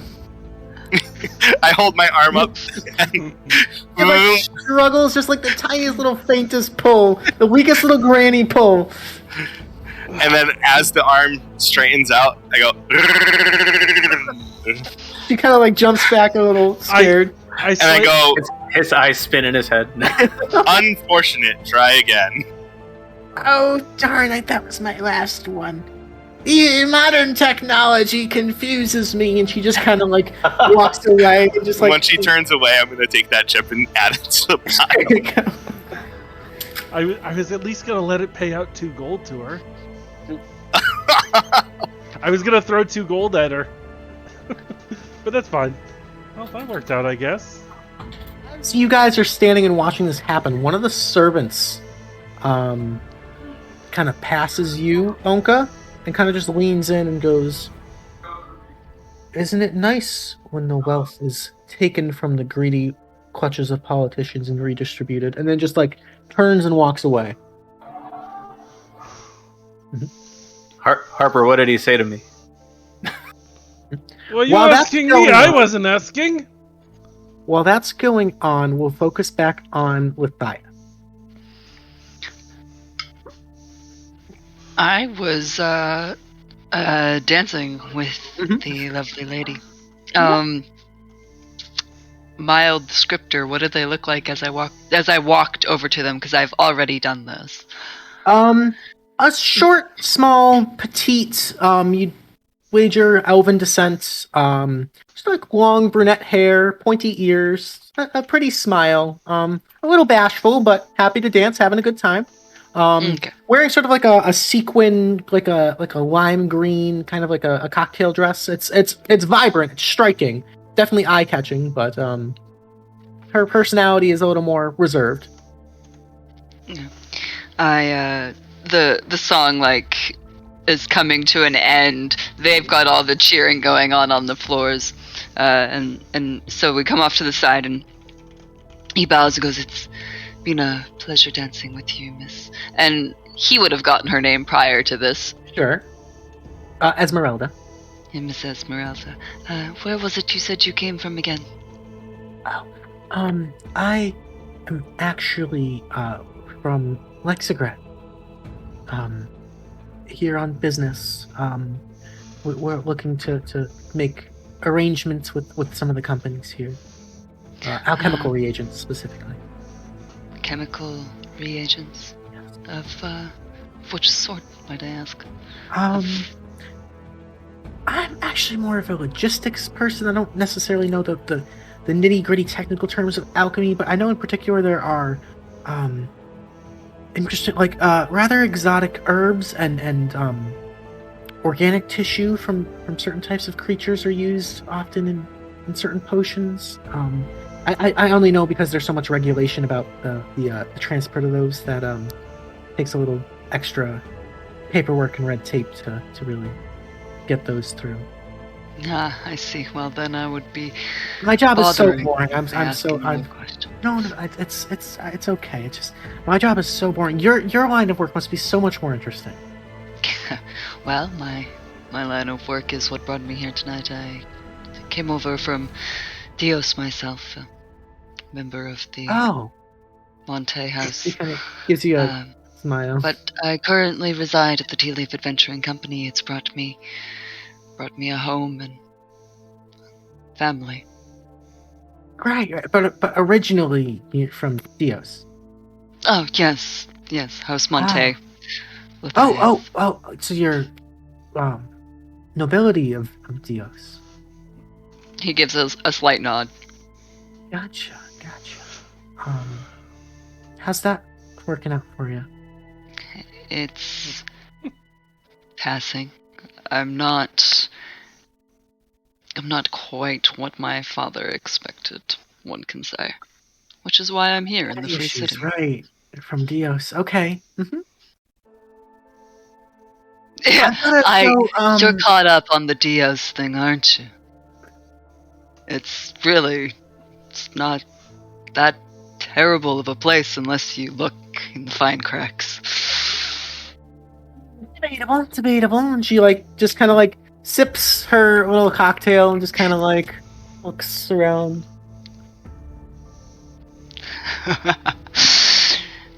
I didn't figure one from Lexigrad would be so potent about who they spoke with. It's just business, you know how it is.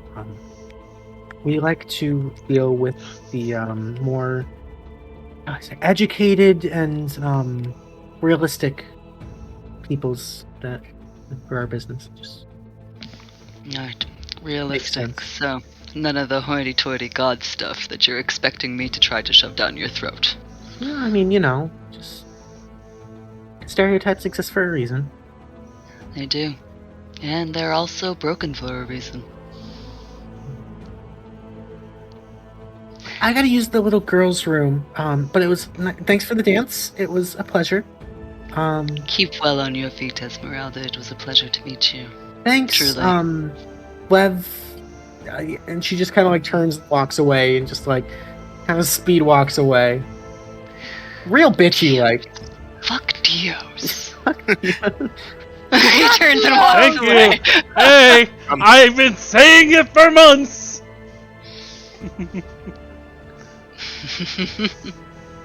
As this happens, the music kind of dwindles down from a rather high energy song, and you hear kind of that electronic, a microphone turning on, that a little bit of feedback and static.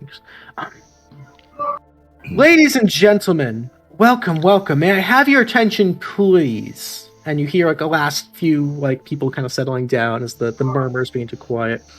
And you all turn, and there's an individual standing in this very lavish, sparkling, silver sequin suit with a top hat and a red tie. Very Sailor Moon looking individual with just the black masquerade, highwayman mask.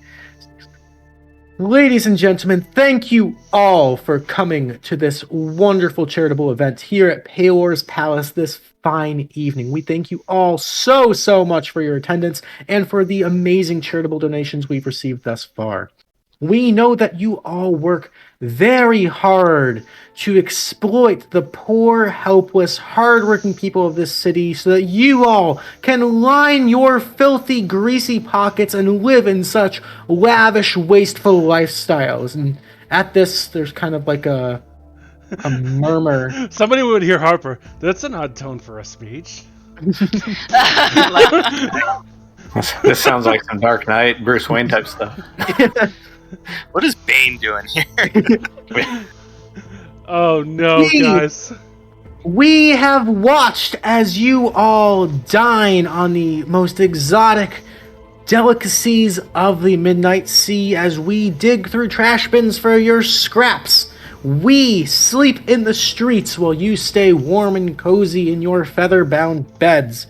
We are many and you are few. And tonight, thanks to all of you, and thanks to the wonderful innovations of the true holders of power within this city, you are about to see a spectacle the likes of which will be remembered for centuries to come.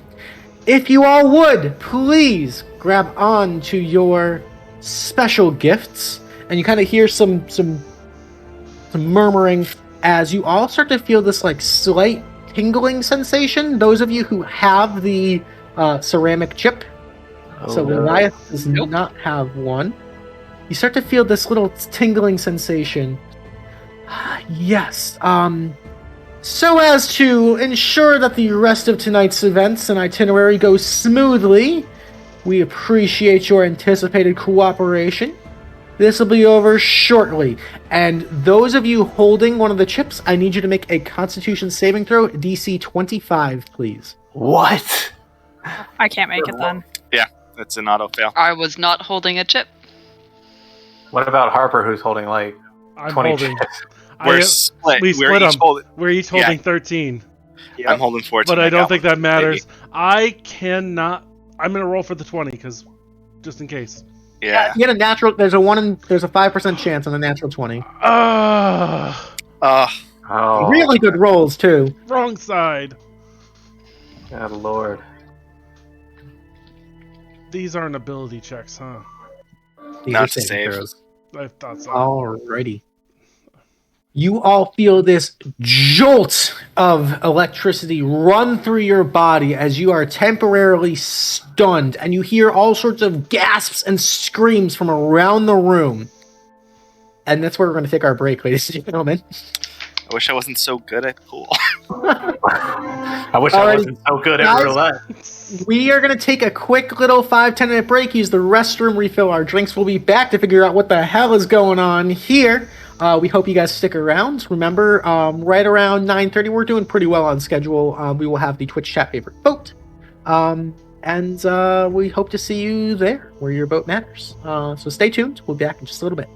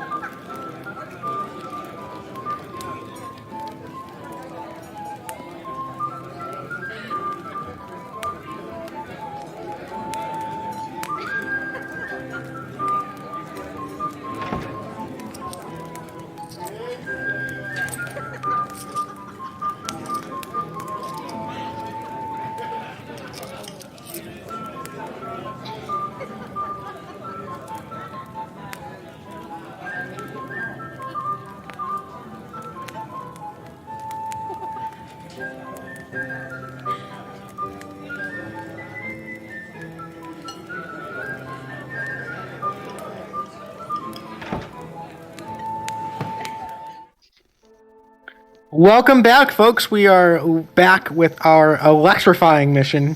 See what I did? Hey. Thank you guys for sticking around through that short little break. We are back. Didn't really need to take a short rest because no one expended any abilities. But neither to say, we are gonna start things right back off, and I need everybody to go ahead and roll initiative for me. Initiative. As a dex check, is this a disadvantage? Because you're stunned, I just make it a straight roll. Okay, that's fine. Too complicated. Yeah.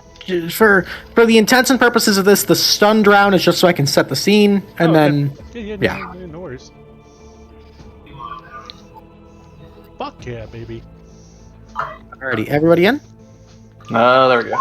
Hey. Yeah. Nice. All right. As you are stunned, you see many of the masqueraded waitstaff and attendants all drop their guises in wisps of smoke. And you see standing playing at the piano the individual dressed in the sparkling white suit, as well as several other attendants, including the bartender, some of the Callie, I believe you were on that mission. I've been on 2 missions with a rock lobster. If Rock that's Rock lobster! Yes. Oh boy. I'm going to go ahead and...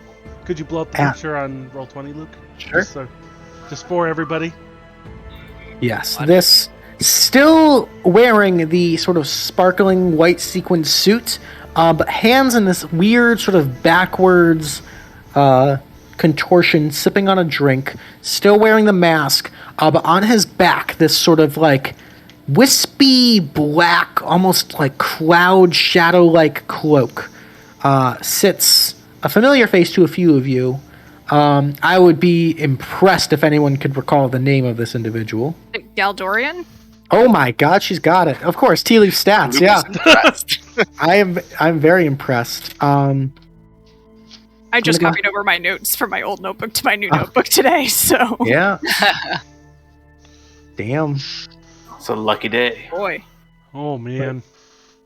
Go And ahead. I am just gonna, like, mumble out, Harper, be careful of that one. Real dangerous. Oh. Alrighty. at the top of the initiative, Harper, you are stunned. Yeah. Joy. All right. Ownka, you are stunned. Sorry, Luke, for the purpose of this, real quick, do Yep. we have any of our stuff on us? I would say yes. I would say yes. Callie, you are stunned. Forge, you are stunned. However, Lethieth, quick on the draw, getting ahead of initiative of these infiltrators.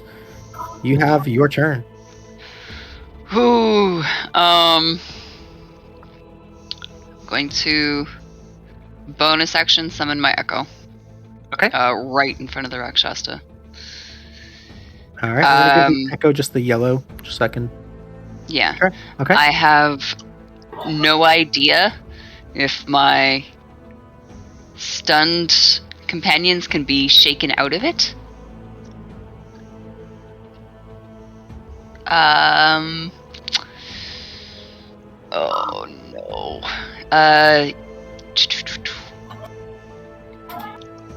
Shoot. Then he is going to use an action. Okay. I believe it's an action. Hold on, let me go double read my feature. I'm gonna try and have the Echo overtake him. Oh, you're gonna try to possess him? Yeah. Yes. Okay. So that is an action. Okay. Oh shit. Okay. So that I believe is a charisma saving throw. It's against my charisma. I believe it is wisdom saving throw. Hold on, let me check. Forcing it to make a charisma saving throw. Yep, against So he's going to make a charisma saving throw. That is a 14 on the save. Just beat it. All right. So you send that sort of otherworldly aspect of yourself, trying to seed yourself into the mind of this individual, and you feel a rather strong, resolved presence kind of forcefully exert your efforts out.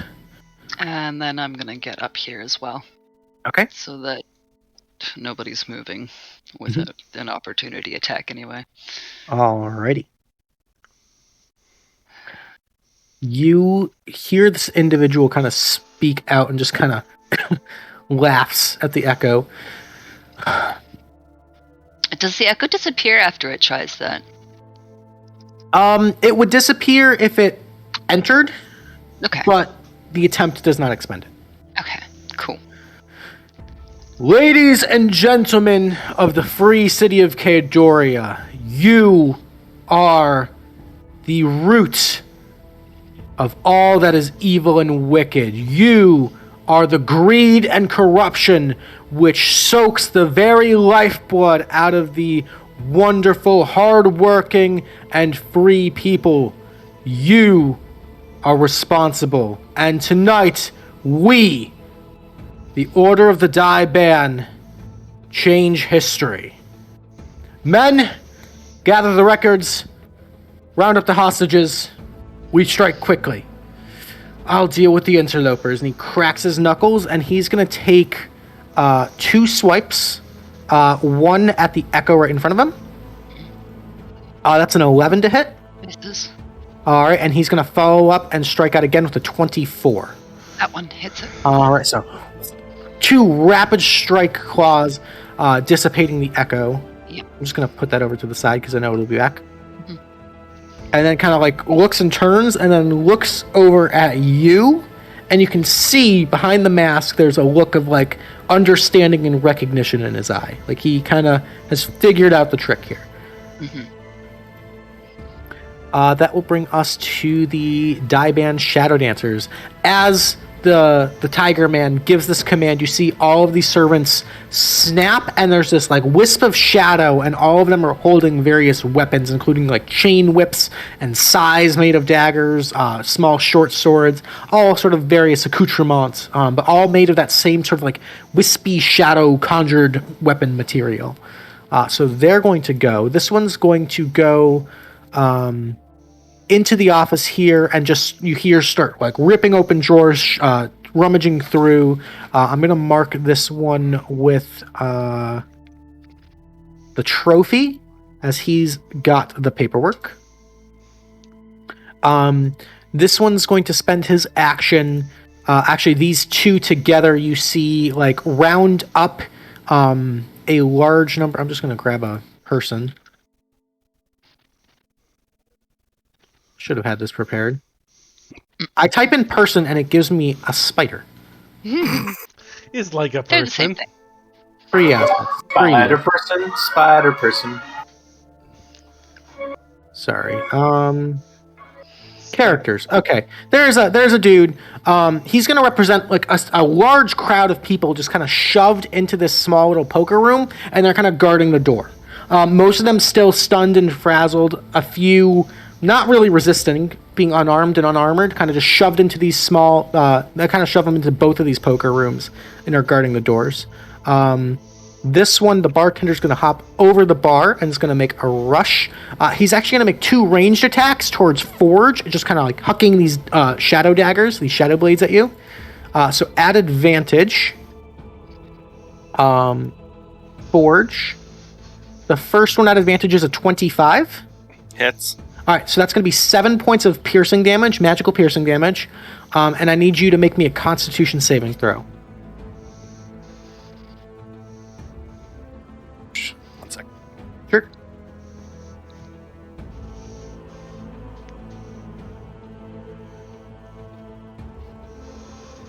All right, so you do save. So it's just the 7. The second attack's going to go at advantage is another 25. Hits. That's going to be 9 points of magical piercing damage and then another Constitution saving throw. That one's a fail. As it hits, kind of finding a small little chink in your armor, you feel this like burning smoky sensation, like you're cooking onions almost, and you are blinded. Oof. Uh-oh. I just have a... It's, you said piercing damage? Correct. Magical piercing damage. But it's Yep. magical, so the heavy Yeah. armor master doesn't matter. Correct. Okay. Alrighty. This one's going to go toe-to-toe with you. You can see this one's got another bunch of hostages that were in the smoke room behind him. He's going to pull out a couple nunchucks and go for you, Lethieth. So 2 attacks. First one is a 12 to hit. Misses. Second one's an 11 to hit. Misses. So just 2 rapid strikes, but you manage to quickly dodge out of the way. That'll be it for them. Top of the initiative, Harper. You are no longer stunned. Okay. Oh, that didn't look very appealing there, Mr. Forge. But I'm gonna pull out the dagger and my new toy, and I'm gonna do something stupid. So I am gonna, thank you, Risky, claw shot this one. Oh, damn. Okay. And I'm going to... God, this is so dumb. This is so dumb. Callie, I might need help in a minute. Oh, God, okay. Claw shot! Okay. It's a 7! All right. The first time you're using it, you like go to fire it, but it wasn't like fully spring-loaded, so just kind of... Okay, well, then, okay. Well, I'm gonna... 5, 10, 15, 20... Is this a bar here? Where? There. Like appears to be like a little more of like an hors d'oeuvre station. Okay. More food than liquor. I'm gonna pick up an apple and just... I'll try All again right. later. My turn. That's my turn.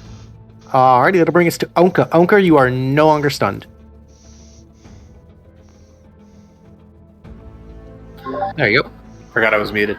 Okay. There's so many things that I want to do. I'm gonna watch as Lethieth Echo distracts the big guy, and then Lethieth seems to be holding his own against that other. What did you call it? A shadow thingy? Shadow dancer? Shadow Dancers, yeah. These are Diban monks. So I'm gonna trust that Lethieth has got this for now. But Ownka is very mad that somebody threw knives at his friend Forge. So he is going to go into a rage and charge the guy that threw the knives at. Okay. Just need to make sure I'm raging. 1 second. Yep. There we go. Boom. Raging. Rawr. Beautiful. And we are going to charge this guy over here and make my 2 attacks. Because I'm pissed off and because I didn't have my shield on hand already, we're going to make this 2-handed. Alright. At least for now, I'm going to play without the shield, which probably not the greatest idea, but YOLO. YOLO. Bite of the black worm, let's go. Attack 1 is a 12. 12 is going to be a miss. But that damage would have been nice. Yeah, it's big damage. Attack number 2, same guy. 16. 16 just hits, but unfortunately that's only going to be 8 points of damage there. Yes. With the 2-handed attack. Alrighty, but a grazing blow. As you swing through, you notice something kind of interesting about these individuals. It appears that, like, you've killed plenty of baddies before, and as you miss that sort of satisfying crunch, that resistance of the axe just cleaving through an enemy of sinew and bone and muscle and blood, this almost feels like swinging through a cloud, and you can kind of see a bit of that like smoky shadow kind of wisps away, and he's clearly wounded, but there's something, I don't know, incorporeal about these people. It just weirds you out. I'm going to kind of, like, well, I guess Uncle will kind of throw off balance as there's no resistance as he hits, and kind of just look at the guy confused as he finishes his attack. Alrighty. Anything else? That's your action, bonus action, and move? I believe that's probably all you got? Okay. Then that will bring us to Callie. Callie, at the start of your turn, you are no longer stunned. We will also bonus action rage. And we're going to go right here and block this guy. And... question, are there 2 doors here, actually? Is there one here and one here, or is it just... Yeah. Okay, so I'm actually going to move one more this way. Okay. And I am going to recklessly attack with the pike, poison activated. Okay, kind of through the doorway? Okay. Yeah. Yeah, it's got enough. A clean shot there. 18 will hit. Okay, it's a DC 14 con save for the poison. So my tokens did not update their health, so I have to put all in there. Okay, so con save, you said? Yep, DC 14. That's a natty 1. He's going to take all of that. So that's 12 plus 4 is 16 plus 27. 16 plus 27. Somebody quick math. Don't ask me. Hold on. 43 points of damage in a single attack. Hot damn. Nice. Okay. Right. He's looking real hurt. All right. And then, since I have it now, I am going to second attack. Oh, shit. Hell yeah. By the way! Since he's already looking a little rough, I am not going to activate the poison for this next hit. Okay. 20 to hit. Mm-hmm. That'll do it. An So that's 13. Okay. Nice shot. He's still kicking, but right, looking pretty roughed up. That's what I got. Beautiful turn. Alrighty. Forge, at the start of your turn, you are no longer stunned. However, you are still blind. Yes. So I have a question. What's up? Does my spiritual weapon need my sight at all? Let me... Because it's I can. But it follows your direction. Let me read up on the spell specifically real quick, because that's a good question. It doesn't say anything about one person I could see or anything. It just says You're right. It's my You're direction. right. No. Yeah, so you can just cast it as a bonus action and attack anybody within range. Cool. So this is what I'm going to do for this turn. I'm going to cast the spiritual weapon. That's going to go to Big Boss Guy. Okay. And then... And you can make an attack with it. Yep. Let me go to that screen. I was on my spell screen.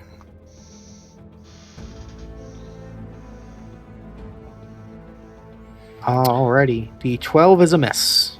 Okay, and then as my action, I'm gonna bang my staff against the ground and pull out the spiders from my chest that are still living there. Okay. And I'm gonna do giant insects, so 3 giant spiders. Alright, beautiful. And I already pulled up the sheet for that. It's gonna be the guy that hit me will get 1, and then the other These are 2 big guys. fucking spiders. Oh, jeez. The other 2 guys will get a spider over there.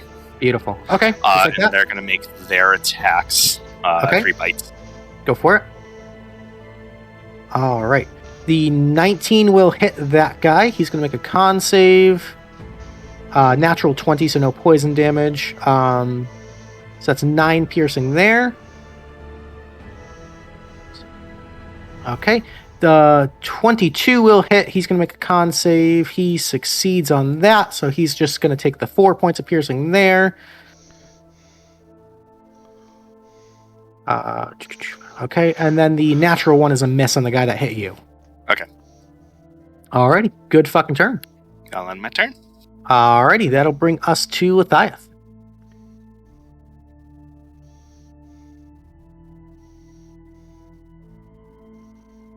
You might be muted still. Sorry. Totally was. Before I end my turn, is it one real quick? Sorry for the interruption. Would it be a free action or to drop the chips before he shocks us again? Yeah, it's a free action. And I'm sorry, actually, at the end of your turn, I need another Constitution saving throw to try to end the blindness. I did forget about that. Okay, and you are no longer blind at the end of your turn. Perfect. Cool. And I'm going to drop the chips. Drop the chips. That way. Okay. Yeah. Cool. It's done. All right, that'll bring us to Lethieth. Okay. The captain's cutlass. I did not take that. Is it a slip from? It's just a normal weapon, right? It's a, like it's a +1. +1 longsword. Yeah. Okay, hold on. Do I have a? We'll just have to add 1 to Ayami's attack at the That's moment okay. then. So a 14 is going to be a miss. Okay. That is at the monk, yeah? Yep. Okay. And then, we'll give him the second attack too. That unfortunately misses as well, because it's only a 13. And then, I could have used the Bloodline Blade and used a different damage. That's okay, that's fine too. But he is going to stay where he is. Okay. And then call the Echo beside Harper here. Beautiful. I love it. Hi there. Alrighty, all set? Yep. Okay. Fancy seeing you in a place like this. That'll bring us to the Rakshasa. Alrighty, Galderan's going to stand there and just kind of take a look around the battlefield and see how everyone's faring, and sees Callie up there. Fucking wrecking house. And he's just going to look and says, "My friend, we've met once before. Twice, in fact. Each time, you foiled my efforts. You could do well within our order. Consider it. In fact, do well with you dead. have a taste." And he's going to cast Dominate Person on you, Callie. Oh, I no. need a charisma saving throw. Luke. What? Luke, counterspell. Counterspell? Okay. Good job. What level spell is it? It is a 5th level spell, so it's a DC 15 charisma check. And Yep. I can use my talisman because it is an ability check. It is an ability check, correct? Rolling. Oh boy. Yes. Fuck yeah! Good job, job. Harper. So he just starts it, and then I point the ring at him, and it just goes. She's ours, Yep. buddy. You got to pay extra for that. You feel this Cal, you feel this slight tingle in the back of your mind to just kill Harper, and then it's just gone. And then it's just like, no, okay, you're back here. There's a mission at hand, and Galderan just turns, ignoring Callie completely, and just turns and locks eyes with you, Harper. Hi, how you doing? Alrighty, that'll be it for his turn. That'll bring us to the monks. This one just got shanked by fucking Callie, so he is going to bonus action shadow jump. So he's going to go 30 feet, Misty Step, basically. So, does that Sentinel does not proc, like, even if you disengage, Sentinel still procs. Does that work on that? It's like Misty Step, basically. So technically it wouldn't, because it's not really fine. provoking opportunity attack. So They're he's not gonna- really moving. Yeah. He's going to bamf there and then just make a dash for it. So he's 5, 10, 15, 20, 25, 30, 35, 40, 45, 50, 55, 60. He's going to go there. So I think the spider will take an opportunity attack, but that's about it. Can the opportunity attack be the web? It's a range, though. You could try it at disadvantage. It's already her. I'll just do the light. Oh! Yeah, 20. Okay. Ooh. So that's going to be 10 points there. Plus the poison con save. Does succeed on the con save, but now limping out, barely holding on, very wounded. Very close to the exit. Jesus. All right. That's him. We've got Mr. Nunchucks here next to Lethieth. We're going to do 2 attacks there. First one against Lethieth is a 21. Yes. Okay, that's going to be 11 points of piercing damage, and I need you to make me a dexterity saving throw. Okay, hold up. 11 takes me to 33. Dexterity saving throw. All right, that's a failure. So as this hits you, you feel a little bit of that wispy shadow start to wrap around you. You are considered grappled and restrained. Cool. And then the second attack is going to be at advantage because you're now restrained. The second attack is going to be a 24 for 10. Okay. And then I need you to...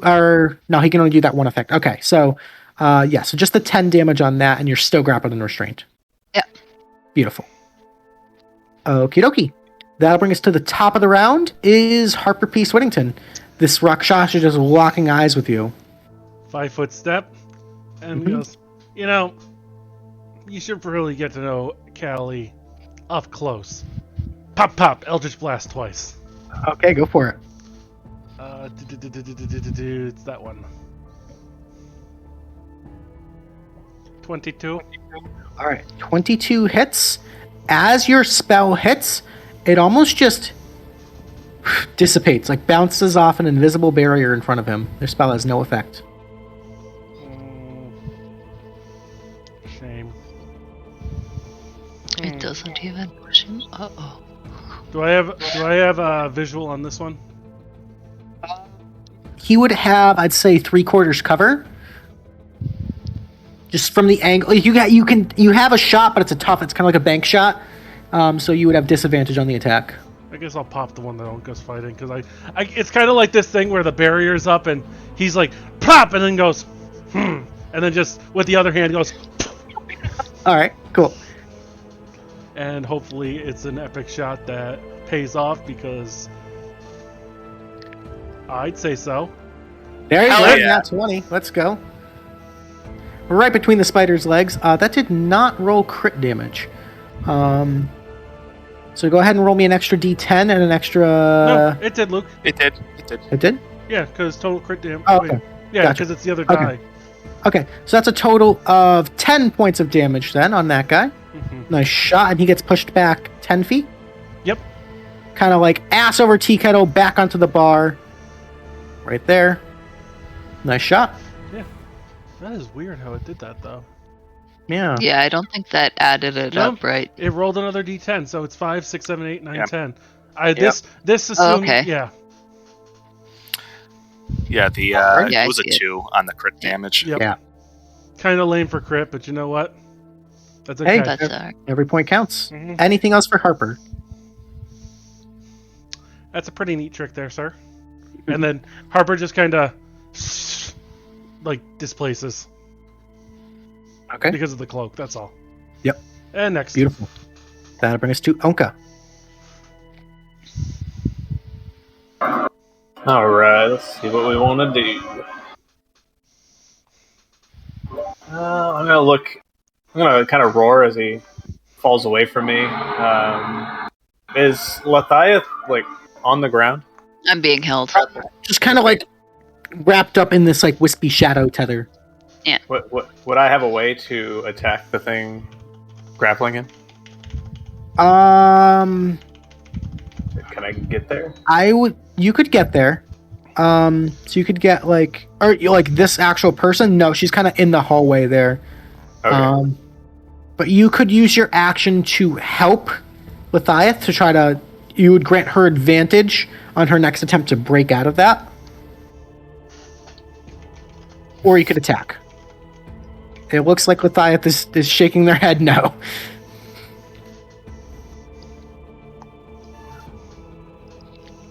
Alright, I'm gonna step up and attack this guy for now then. Okay. Try to finish the person off. Sure. So step back up and we're gonna go 2 more times. Alrighty. There's that 16 again. 16 will hit, so that's going to be 15 damage there. Nice shot. And number 2.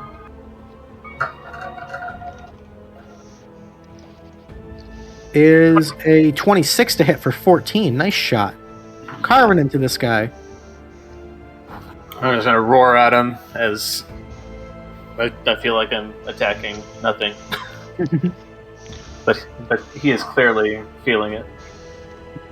Alright. Nice shot. And that will bring us to Calliope. All right. Okay, I'm gonna be dumb. Yeah. We're moving. You know what? We'll move in right here to this Okay. guy, just so I'm next to Lethieth in case I need to do anything there. Okay. I will recklessly attack Rock Lobster, and Okay. fuck it, I will put the poison on it too. Alright. Go, best friend. Chef's kiss. Go, bestie. 24 will hit. He's going to make a constitution saving throw. Gets a 24 on the save.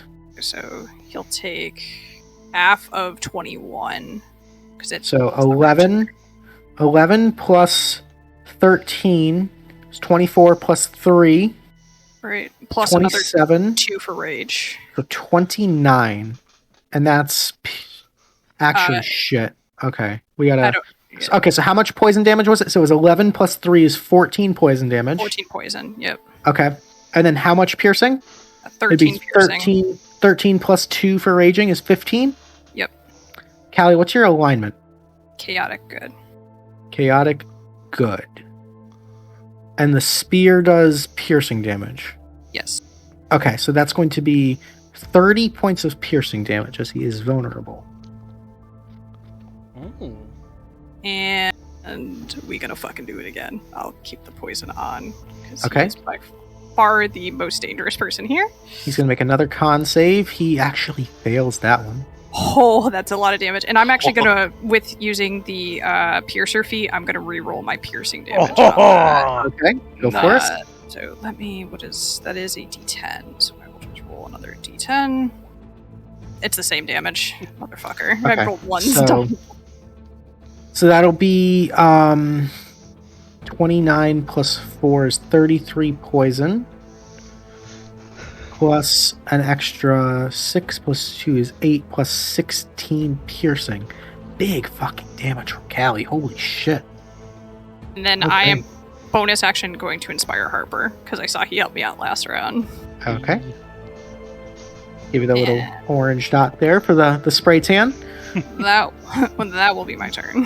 Beautiful fucking turn. Alrighty, that's going to bring us to Forge. Okay, Forge is gonna ask if Leth is hurt through the connection that we established earlier. Yes, I am. Like, how bad? Scale of 44. I've taken, and I'm at just over half. Highlight 1 hit point. 25. So in that case, Forge is gonna run up into here let me just do the move. 5, 10, 15, 20, 25. Okay. I'm going to upcast to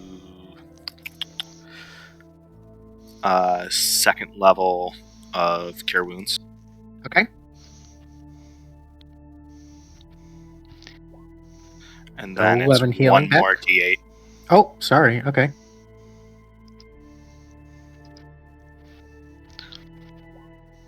All right, so So 14 back. 14 health back. Very nice. My bonus action will be the spiritual weapon attack. Okay.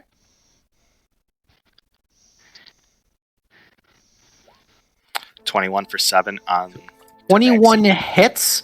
As it goes to strike against the Rakshasa, he just raises a hand, and again, there's almost like that barrier there, and the spell has no effect.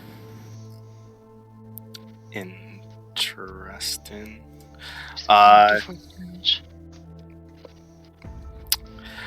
Okay, spiders. There's going to be the 2 bite attacks and the ones that are already next to things. Okay. They're going to make a couple con saves. That's a 19 and a 21. And then So this one... that's a miss, and the 15 just hits for 4 piercing. Okay. It's just a little baby hit. And then the poison con save. Yep. Okay. They passed. Both of them. This guy is going to run outside the door. Okay. To there. And then use a web on the guy that's running away, because I'm assuming those papers are important. Okay. 15 just hits. So he is, I believe, grappled and restrained according to the web? Yeah, he is restrained. Just restrained. Yeah, okay. Restrain's the important one. That's the thing right there. There we go, beautiful. And then he's going to use the rest of his movement to get up to him. Okay. That Beautiful. way he can't just break it and leave, because I'm assuming that it's pretty easy to break anyways. Alrighty. Can you move down a square? Hmm? Yeah. What? Oh. I know what you're... Okay. And that will end my turn. Beautiful. Alrighty, that'll bring us to Lethieth. Right, we saw him leaving with papers, right? Mm-hmm. And I already know that Forge is like a wall when he's here. This guy's not going anywhere. Callie is going to do more damage to the Rakshasa than I can, and I'm just tiny. I'm tiny in this adventure. So I'm going to go after the dude with the papers. All right. We're going to go 5, 10, 15, 20, 25, 30. And I'm going to wink at the one holding me as the mist and shadows warp around, and I just displace and disappear. I'm switching places with my... Oh, shit. Okay. Echo. I'm going to move out, and I'm going to draw the Bloodline Rapier. Yeah, because that would break the restrain by swapping. Mm-hmm. Yep. And I'm going to The attack the plays. guy twice on the ground while he is restrained. The play, so I You have are advantage. At Fucking advantage. Echo Knights, man. Such a strong subclass. I love it. But they're very niche. They are. 19, I'll roll it again just in case I get a crit. 28 will hit. We'll take the damage from the first one. 13 points of piercing. As he's like turning, you can see him start to like almost like there's like a small little like Naruto kind of hand symbol to do that misty step. He's like starting to do that to get out of the webs, and you just clean strike, pull out, and he just drops and kind of like falls to the ground. And as he dies, there's like a lot of this like wisping cloud that kind of goes away, leaving just like a very plain, almost poor looking individual. You can see emaciated, sort of like very low fat and muscle tissue. Just actually make me a quick medicine check. Okay. You got most of the information already, but yeah, he looks very malnourished. Okay. He pulls back in like that sort of flourish, and as the blood draws by his nose, he turns and like slowly licks the blade to take the blood off. Goes, well, Hopefully you can rest well now. And turns and starts walking back towards the entrance of the casino. Nice. If it's undead, let Forge know it's undead. I wouldn't know. My medicine check was kind of... It's just emaciated. But yeah, Forge, I can barely see you. I wouldn't be able to see you through the corners. Okay. Past the walls and stuff, otherwise I would let you know. Alrighty, all set? Yep. Beautiful turn. That'll bring us to the Rakshasa. He just turns and looks at you, Callie. My echo disappears because it's within. Gotcha. Okay.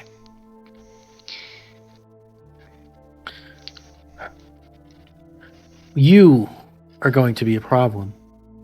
I'll have to come up with a solution for you for next time. Take your enjoyment from killing me. These things do happen, but just know that I will be back. You can kill me again and again and again, but remember, you can never kill an idea. And he's going to make 2 just death throw attacks all out at Callie. And you had attacked recklessly, correct? So add advantage. Yep. The first one is a 26 to hit. Yep, that hits. That's going to be 10 slashing damage, reduced to 5. And we're going to talk later. Oh no. Fuck! He'll go with the second attack, because fuck it, why not? That's an 18 to hit. So I will tail swipe to avoid the hit on that one. Okay. My armor class is 18, so I don't even. Okay, so yeah, so he just gets one like grazing little cat scratch right on the chin, but that's all he needs. He has this wicked grin. Oh no. Alrighty, and that will bring us to the Shadow Monks. The Shadow Monks are going to go. This one's going to move up with the nunchucks. We're going to attack Forge. First one is a 10. Second one is a 21. 24. So fucking hanky. Oh my god. Okay. I am going to expand one of my barb rages to get my reaction back, and as Sentinel, I can attack somebody who is attacking somebody within 5 feet of me. Nice. Yeah, you're right. Nice. 22. 22 will Nice. definitely hit for another 11. Okay. Beautiful. Alrighty. You see these guys are going to... They heard their boss. They see the way the fight's going. Eat the rich, man. They're going to go in. They'll take opportunity attacks from the spiders, and you just hear the most horrific screams. They are just openly slaughtering the bourgeoisie. God damn it. Fuck. Too little, too late, baby! Good rolls, though. So they will take damage. A couple con saves. Fail and a fail. So it's going to take 20. With the fail, they're paralyzed. Really? Yep, I'll copy it for you. I got it open. I'll copy it so people can read. There you go. If the poison damage reduces the target to 0, then they're Oh, if they're reduced to 0, never mind. So My bad. the poison Misread. can't actually kill anybody. It just poison. Yeah, Fuck. it's all good. But yeah, so they take the full poison damage and they're just openly slaughtering. This one right here is on the bar. We're gonna go ahead and attack Ownka. We're gonna take those shadow size and we're just gonna try to dig them into Onka's eyes. We're gonna go 2 attacks against Ownka. That's brutal, man. Jeez. First one is a crit. Oh yeah. Well, here comes the rage. All right, so that's gonna be 18 points of piercing, halved to 9. And I need you to make me a con save. Okay. 1 second.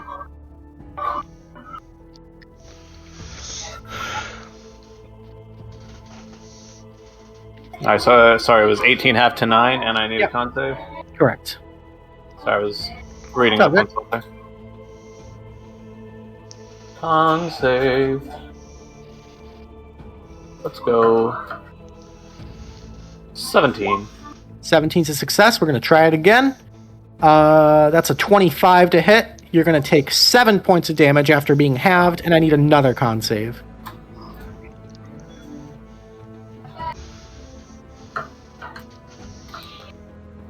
$15. All right, that's a success. Ooh.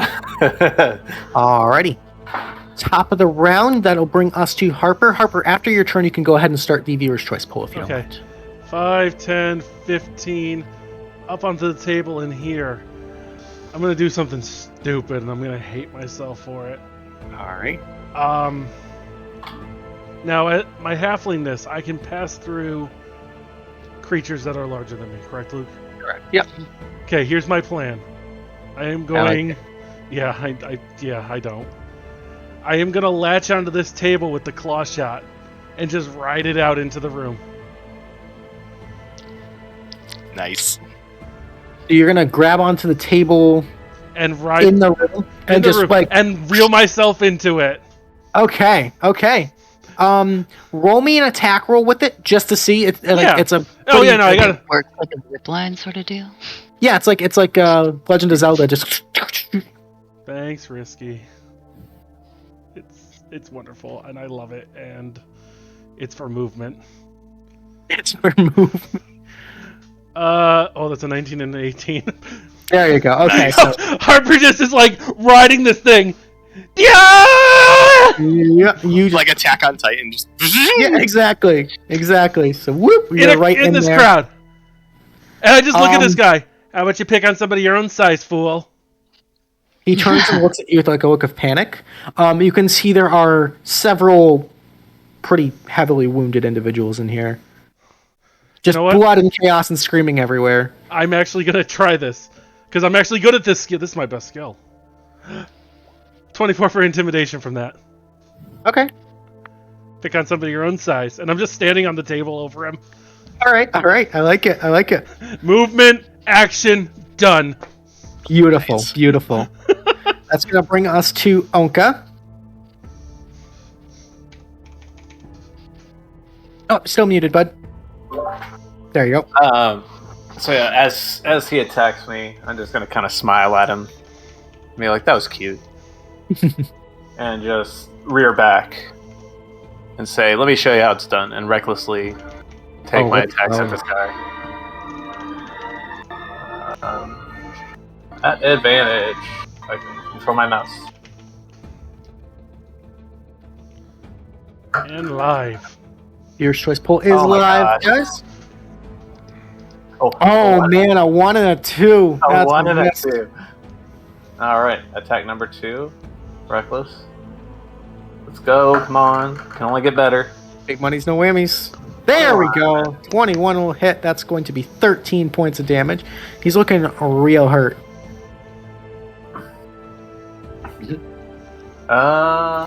And I don't know if I have anything else I can do. I think that's it. Action, bonus action, movement. It was just action. I think my second attack isn't a bonus action. I don't believe, is it? It's part of your full attack action. So you still have a bonus action, but I don't know. You could drink a potion if you want. That's probably it. I'm okay. Okay. That'll bring us to Callie. We're gonna continue to recklessly lay into Rock Lobster. Okay.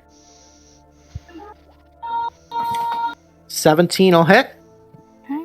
So that's going to be 5 points of poison plus 16 is 21 points. As you skewer him, the Rakshasa just falls and collapses and just looks up at you and just smiles. And he pulls off the mask, just looks you dead in the eye, and it's an image that'll haunt you in your nightmares for a while.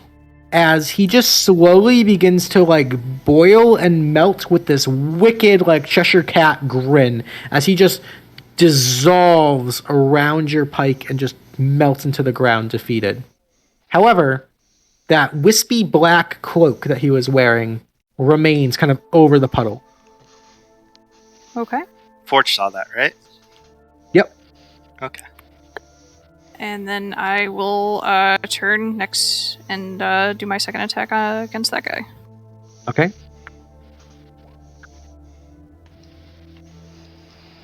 $17. 17 will hit. So that's going to be 13, 14 points right there. Okay. And I will bonus action inspire. I think Forge is the only one within range right now. So I will bonus action Forge. There you go. Then that will bring us to Forge, if that's the end of your turn. Yep, I'm good. Okay. So I'm gonna take the opportunity attack and try to get over to towards the other guys that are attacking. Okay. Them. I just kind of go to the middle of the room. I want to be within 30 yards of all of them. Right here. Okay. Yeah, I think so. Sure. The opportunity attack misses because you are tanky AF. Yep. I'm gonna use my Channel Divinity action to turn undead, and I let out a loud prayer to Gon to protect the people. Okay. And if they're undead and are within 30 feet of me, can hear or see me, they are turned. Okay. There are no undead in the vicinity. It was worth a try. Worth a shot. You learned something. Yeah. So then my spiritual weapon's going to attack the one that's still on Callie. Okay.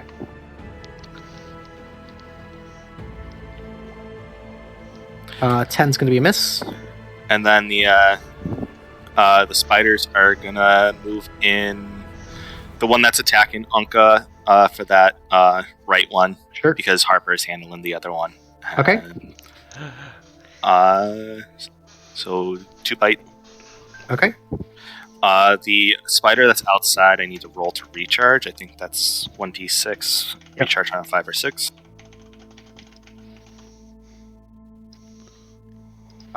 2 fails. So the 23 will hit for 20.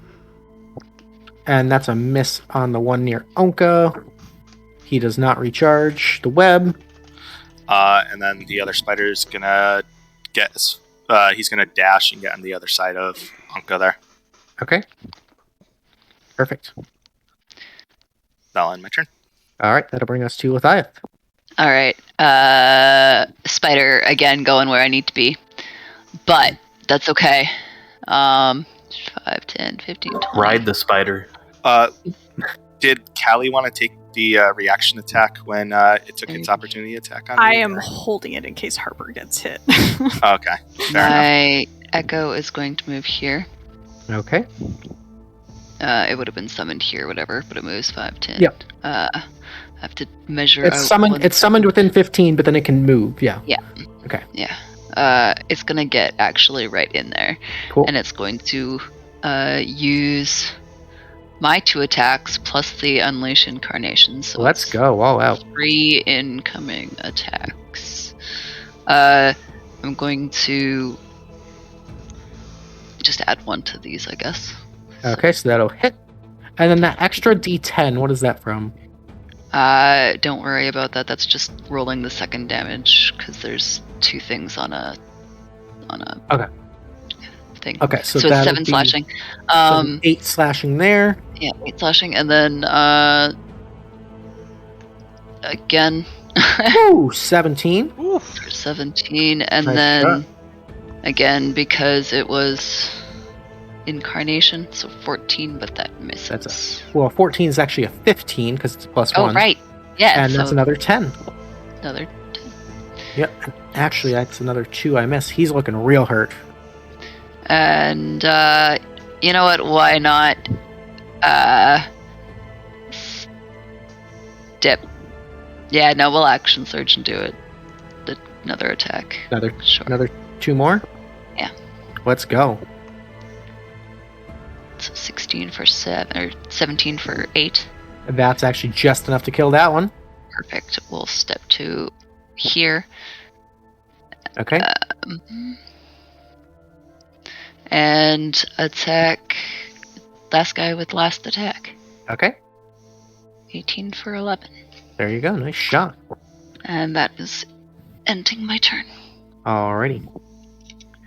as the combat goes off and as the Rakshasa finishes dissolving, just laughing at Callie, you see the arms and armaments of all of these monks just begin to kind of like wisp away, revealing just like very just soiled rags and just really nothing. All of these individuals, which were heavily armored and garbed, now revealing just poor, malnourished, cold, hungry people standing there with no clothes, no weapons, no armor, and all of them just simply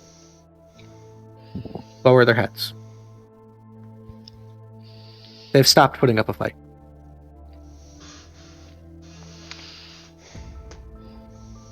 Harper, that'll bring us to you. Any dead in this room? There's the one dead guy right in front of you. There are 3 individuals in here that have some pretty nasty wounds. You said a couple? 3 in particular. One for you. One for you. One for you. Drink up, lads. Probably not a good idea to go to a fancy party without some bodyguards in this town, you know? Greedy people and whatnot. Harper pulls up his pants after handing out the 3 healing potions. Okay. You'll get an invoice later. I love it. Hope you have insurance, motherfuckers. No. Yeah. Alright. And then, well, I'm gonna, after that, 5, 10, 15, 20, 25, just kind of dance in with this one and just be like, so, gifted power isn't really power, eh? It's okay. Eyes Hey, downcast. hey. Nothing wrong with it. Make mistakes. It's okay. I'm just gonna spend the turn talking to this guy. That's all. Okay. He looks up at you and just kind of smirks. You know, he's openly being mocked and he knows it. Just kind of looks No, he's not being mocked. No, oh, okay. You're being sincere. Yeah. Okay. Hard to tell with Harper Harper can sometimes. be nice sometimes. Fair enough. Harper is in a similar situation. It's true. Yeah. Hey. He kind of turns and looks up and goes, Doesn't really look up. I'm down here. "Oh, he Yeah, no. What raises his head? It's about the idea." The idea doesn't seem to be feeding you, though. Why don't we get you some food? It's okay. I'll be back. That'll bring us to Ownka. Ownka, the guy on the bar now is just no arms, no armor, just cold, dead, dirty, soiled, just looking in defeat.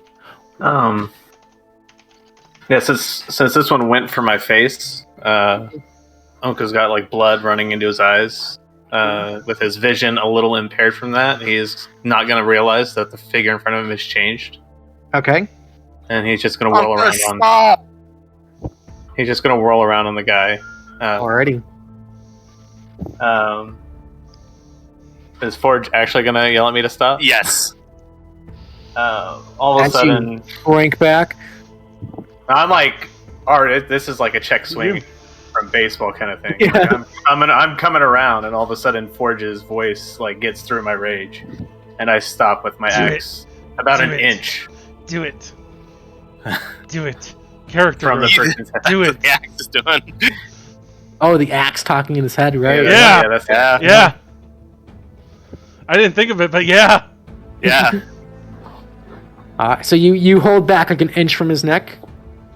Yes, and I'll look down and say, "Give me one reason why I shouldn't finish this blow." You're a coward. Coward. He wounded you. You hear the monk in front of you. Just doesn't really matter. I'll be back. And if I'm not back, someone will take my place. He mocks you. Kill him. Between the voices in my head and his response, Forge will see me just pull it back and quickly go to chop the monk's head off. Ooh, going for it, giving in. Okay. Oh, such a character moment right there. Go ahead and roll an advantage. Ooh. I love it, but I hate it. Oh, There wouldn't be time for it to do any action, right? If the spider hadn't have been where I needed to be, I could have been 5 feet from him to try and react. But yeah, unless you have a reaction spell. Yeah. So I you wanted just the command. you hear the voice, you hear just that anger and just his seeming apathy towards his own life. Nice clean wob, and with a satisfying, the head lands on the side of the bar. I don't want to let him go home and get fed and come back and beat me. He's got to die now if he says he's going to be back. With that, I put the axe in my belt loop. Okay. And kind of turn around and, satisfied with myself, just kind of brush my hands off and look around. Alrighty. That'll bring us to Callie. I would like to try to tie up the hands of the guy in front of me. Alright. He makes no attempt to resist. I will start escorting him away from the door, kind of towards the center of the room. Okay. Drop rage. Okay. Alrighty. Anything else? Gonna be it for me. Okay. Alrighty, that'll bring us to Forge. Forge, you just watch this guy get decapitated right in front of you. There's bigger issues at hand right now. There's still that other guy in the other room. So I'm going to let the spiritual weapon, the spiders, disappear. Okay. Collect the spiders once I get a chance. Sure. But I'm going to go into the room where Harper is and see if there's any wounded. And I'm going to cast Mass Cure Wounds, 3rd level, on the people who are injured but not dead. Okay. Mass Healing Word. Mass Healing Word. Yeah, okay. Mass Cure Wounds is like 5th level, I think. Okay. Yeah, my bad. So, a little bit of your holy energy goes and stabilizes and tends to the wounds of many. And fortunately, between all the healing spells and the healing potions, you guys managed to prevent any fatalities from this party. It's just the one. And then, so that's a bonus action.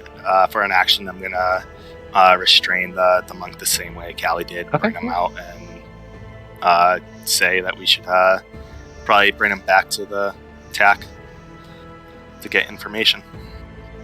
Okay. Harper offers this one a piece of cheese. He doesn't eat it. It's good cheese. The little lady at the guild makes it. Okay. I tried. Alrighty. That'll bring us to Lethieth. he'll go gather the papers. Okay. Action dash free action pick Sure. up paper. The papers look like very complicated, almost like tax forms or ledgers. That's fine. I know exactly who I can speak to about that. Esmeralda. Yeah. Go find your boot thing. Hey, boot thing. No. After a while, one lady only. after a while, and with some help, I'm kind of fast forwarding like a few days in the future. It'll take you to decipher this. This is a record of essentially, I don't want to phrase this. It appears to be a record of like the donations being received and like the different attributing, associations and businesses and companies that have all contributed to this charity event and everything. But A list that they were taking at the beginning? no, it's a little bit different than that. Okay. What you decipher after reading through this, after a while, is that yes, there's a small amount of money being raised for charity, like enough to like enough money that could change any one individual's life. But what you see is there's almost like write-offs of, the Tealeaf Adventuring Company donated wine. Here's a ridiculous write-off. And the Vinters also provided one. A ridiculous write-off. Oh, the venue, the Gilded, and it's just basically like all of the money that's being collected from all these patrons and donators from not only within the city, but also you've discovered externally, like they've got people from Lexigrad in here, they've got people from outside town. It's essentially, the party was almost a farce. The party was almost a giant scam. Like they're sort of redistributing money, and there's a lot of cooked books and a lot of just shady business dealings going on that show that there was definitely some behind the scenes bribery or paying off debt or something going on here. The motives aren't understood, but the numbers are there that show that this was a shady party. Okay. Yeah, all of that information would have definitely been given to Callie over a few days. Okay. I think Ownka got most of the charity money. Yeah. However, The house always wins. I like We- charity. we are out of initiative, guys. Mission well done. You will be generously rewarded by the Gilded, by the Silks, by the Vinters, by other associations of Kadoria. They're going to give you all 2,200 gold pieces each. Nice. Jesus. Can I turn in these chips for anything? Yeah, No, I have a those lot of chips. those chips were worthless. They were just the trap. Except when Ownka won. Yeah. What were we talking about, that reshuffle? I'll pay him for it still. So it's 22,000? 2,200. 2,200, sorry. Yeah. 2,200. You guys are all going to gain 2,000 experience. Holy Okay. crap. Yeah. Big XP drops. Uh-oh. Ding. Ding, nice. Level Congrats. 6. 6. Hell yeah. Good job. 6 already? Holy crap. That's 13,000. All right. You're all going to gain 1 Tealeaf point.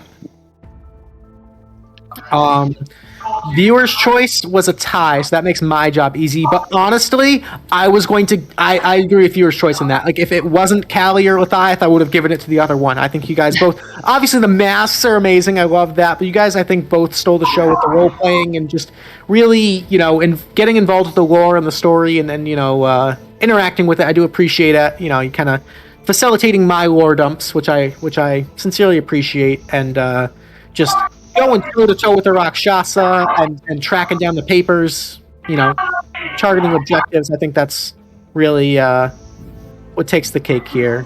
So you guys both get a bonus Tealeaf point. And then I would like to invite... I'm going to give it to Forge. Forge, if you want, no obligation at all. If you'd like to write the in-character summary, just get that to WeeWoo for the World Anvil. You can,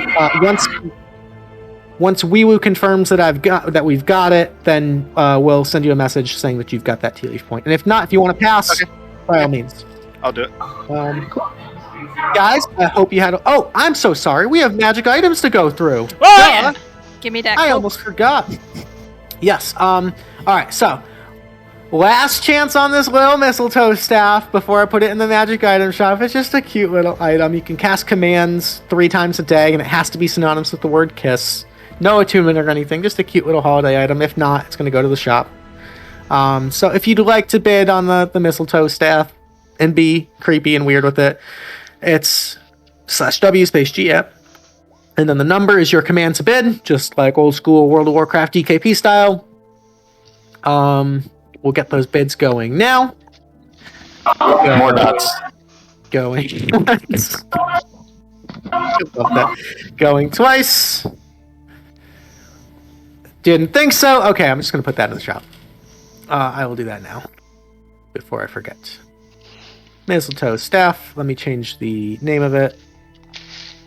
That'll be 1,000 gold in the shop. Okay. Now, the cloak. 1 magic item. I'm just gonna say this. This is a sexy item. This is a high bid item. Just gonna throw that out there now. This is the Cloak of Shadows. It is considered legendary. A cloak made of an intangible wispy black smoke. This cloak was gifted to an officer of the Diban Order as a symbol of devotion and service to the cause. While wearing and attuned to this cloak, A black wispy smoke follows you wherever you walk. Your intelligence and dexterity scores increase by 1. You have advantage on saving throws against spells and other magical effects that target only you. So like a fireball, you wouldn't have advantage on the dex save, but a dominate person, you would have advantage on the charisma save. And then once per day, you may cast greater invisibility, requiring no components as an action. The ability recharges at midnight. So, if you are interested in bidding on the Cloak of Shadows, go ahead and get your bids in now. Going once. Going twice. Alright, this is the first time something has happened. This is the first time in Did we all Tealeaf tie? No, you didn't all tie, but every single player bid on this item. Wow. That's crazy. That's pretty cool. That- However, we do have a tie. So I need for 3 Tealeaf points, both Lethieth and Callie bid. So I need a D100 roll off from the 2 of you for all the marbles. High roll wins. All right. Good luck, Callie. Alright, let's go. Alrighty, Callie, with the Cloak of Shadows, you can go ahead and add that to your inventory. Take some time to copy that because I will be deleting it later on in the week when I prep. Callie has so many magic items.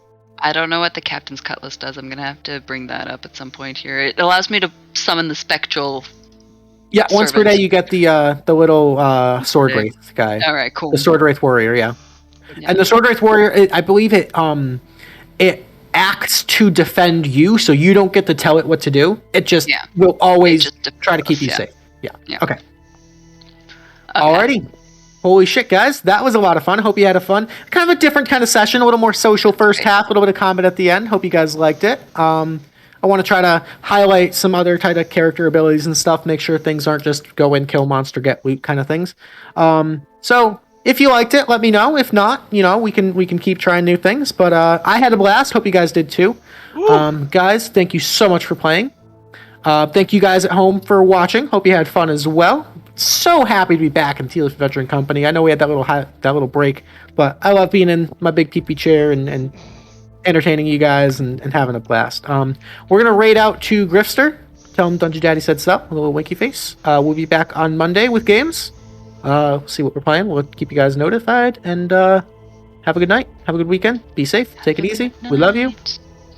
Bye.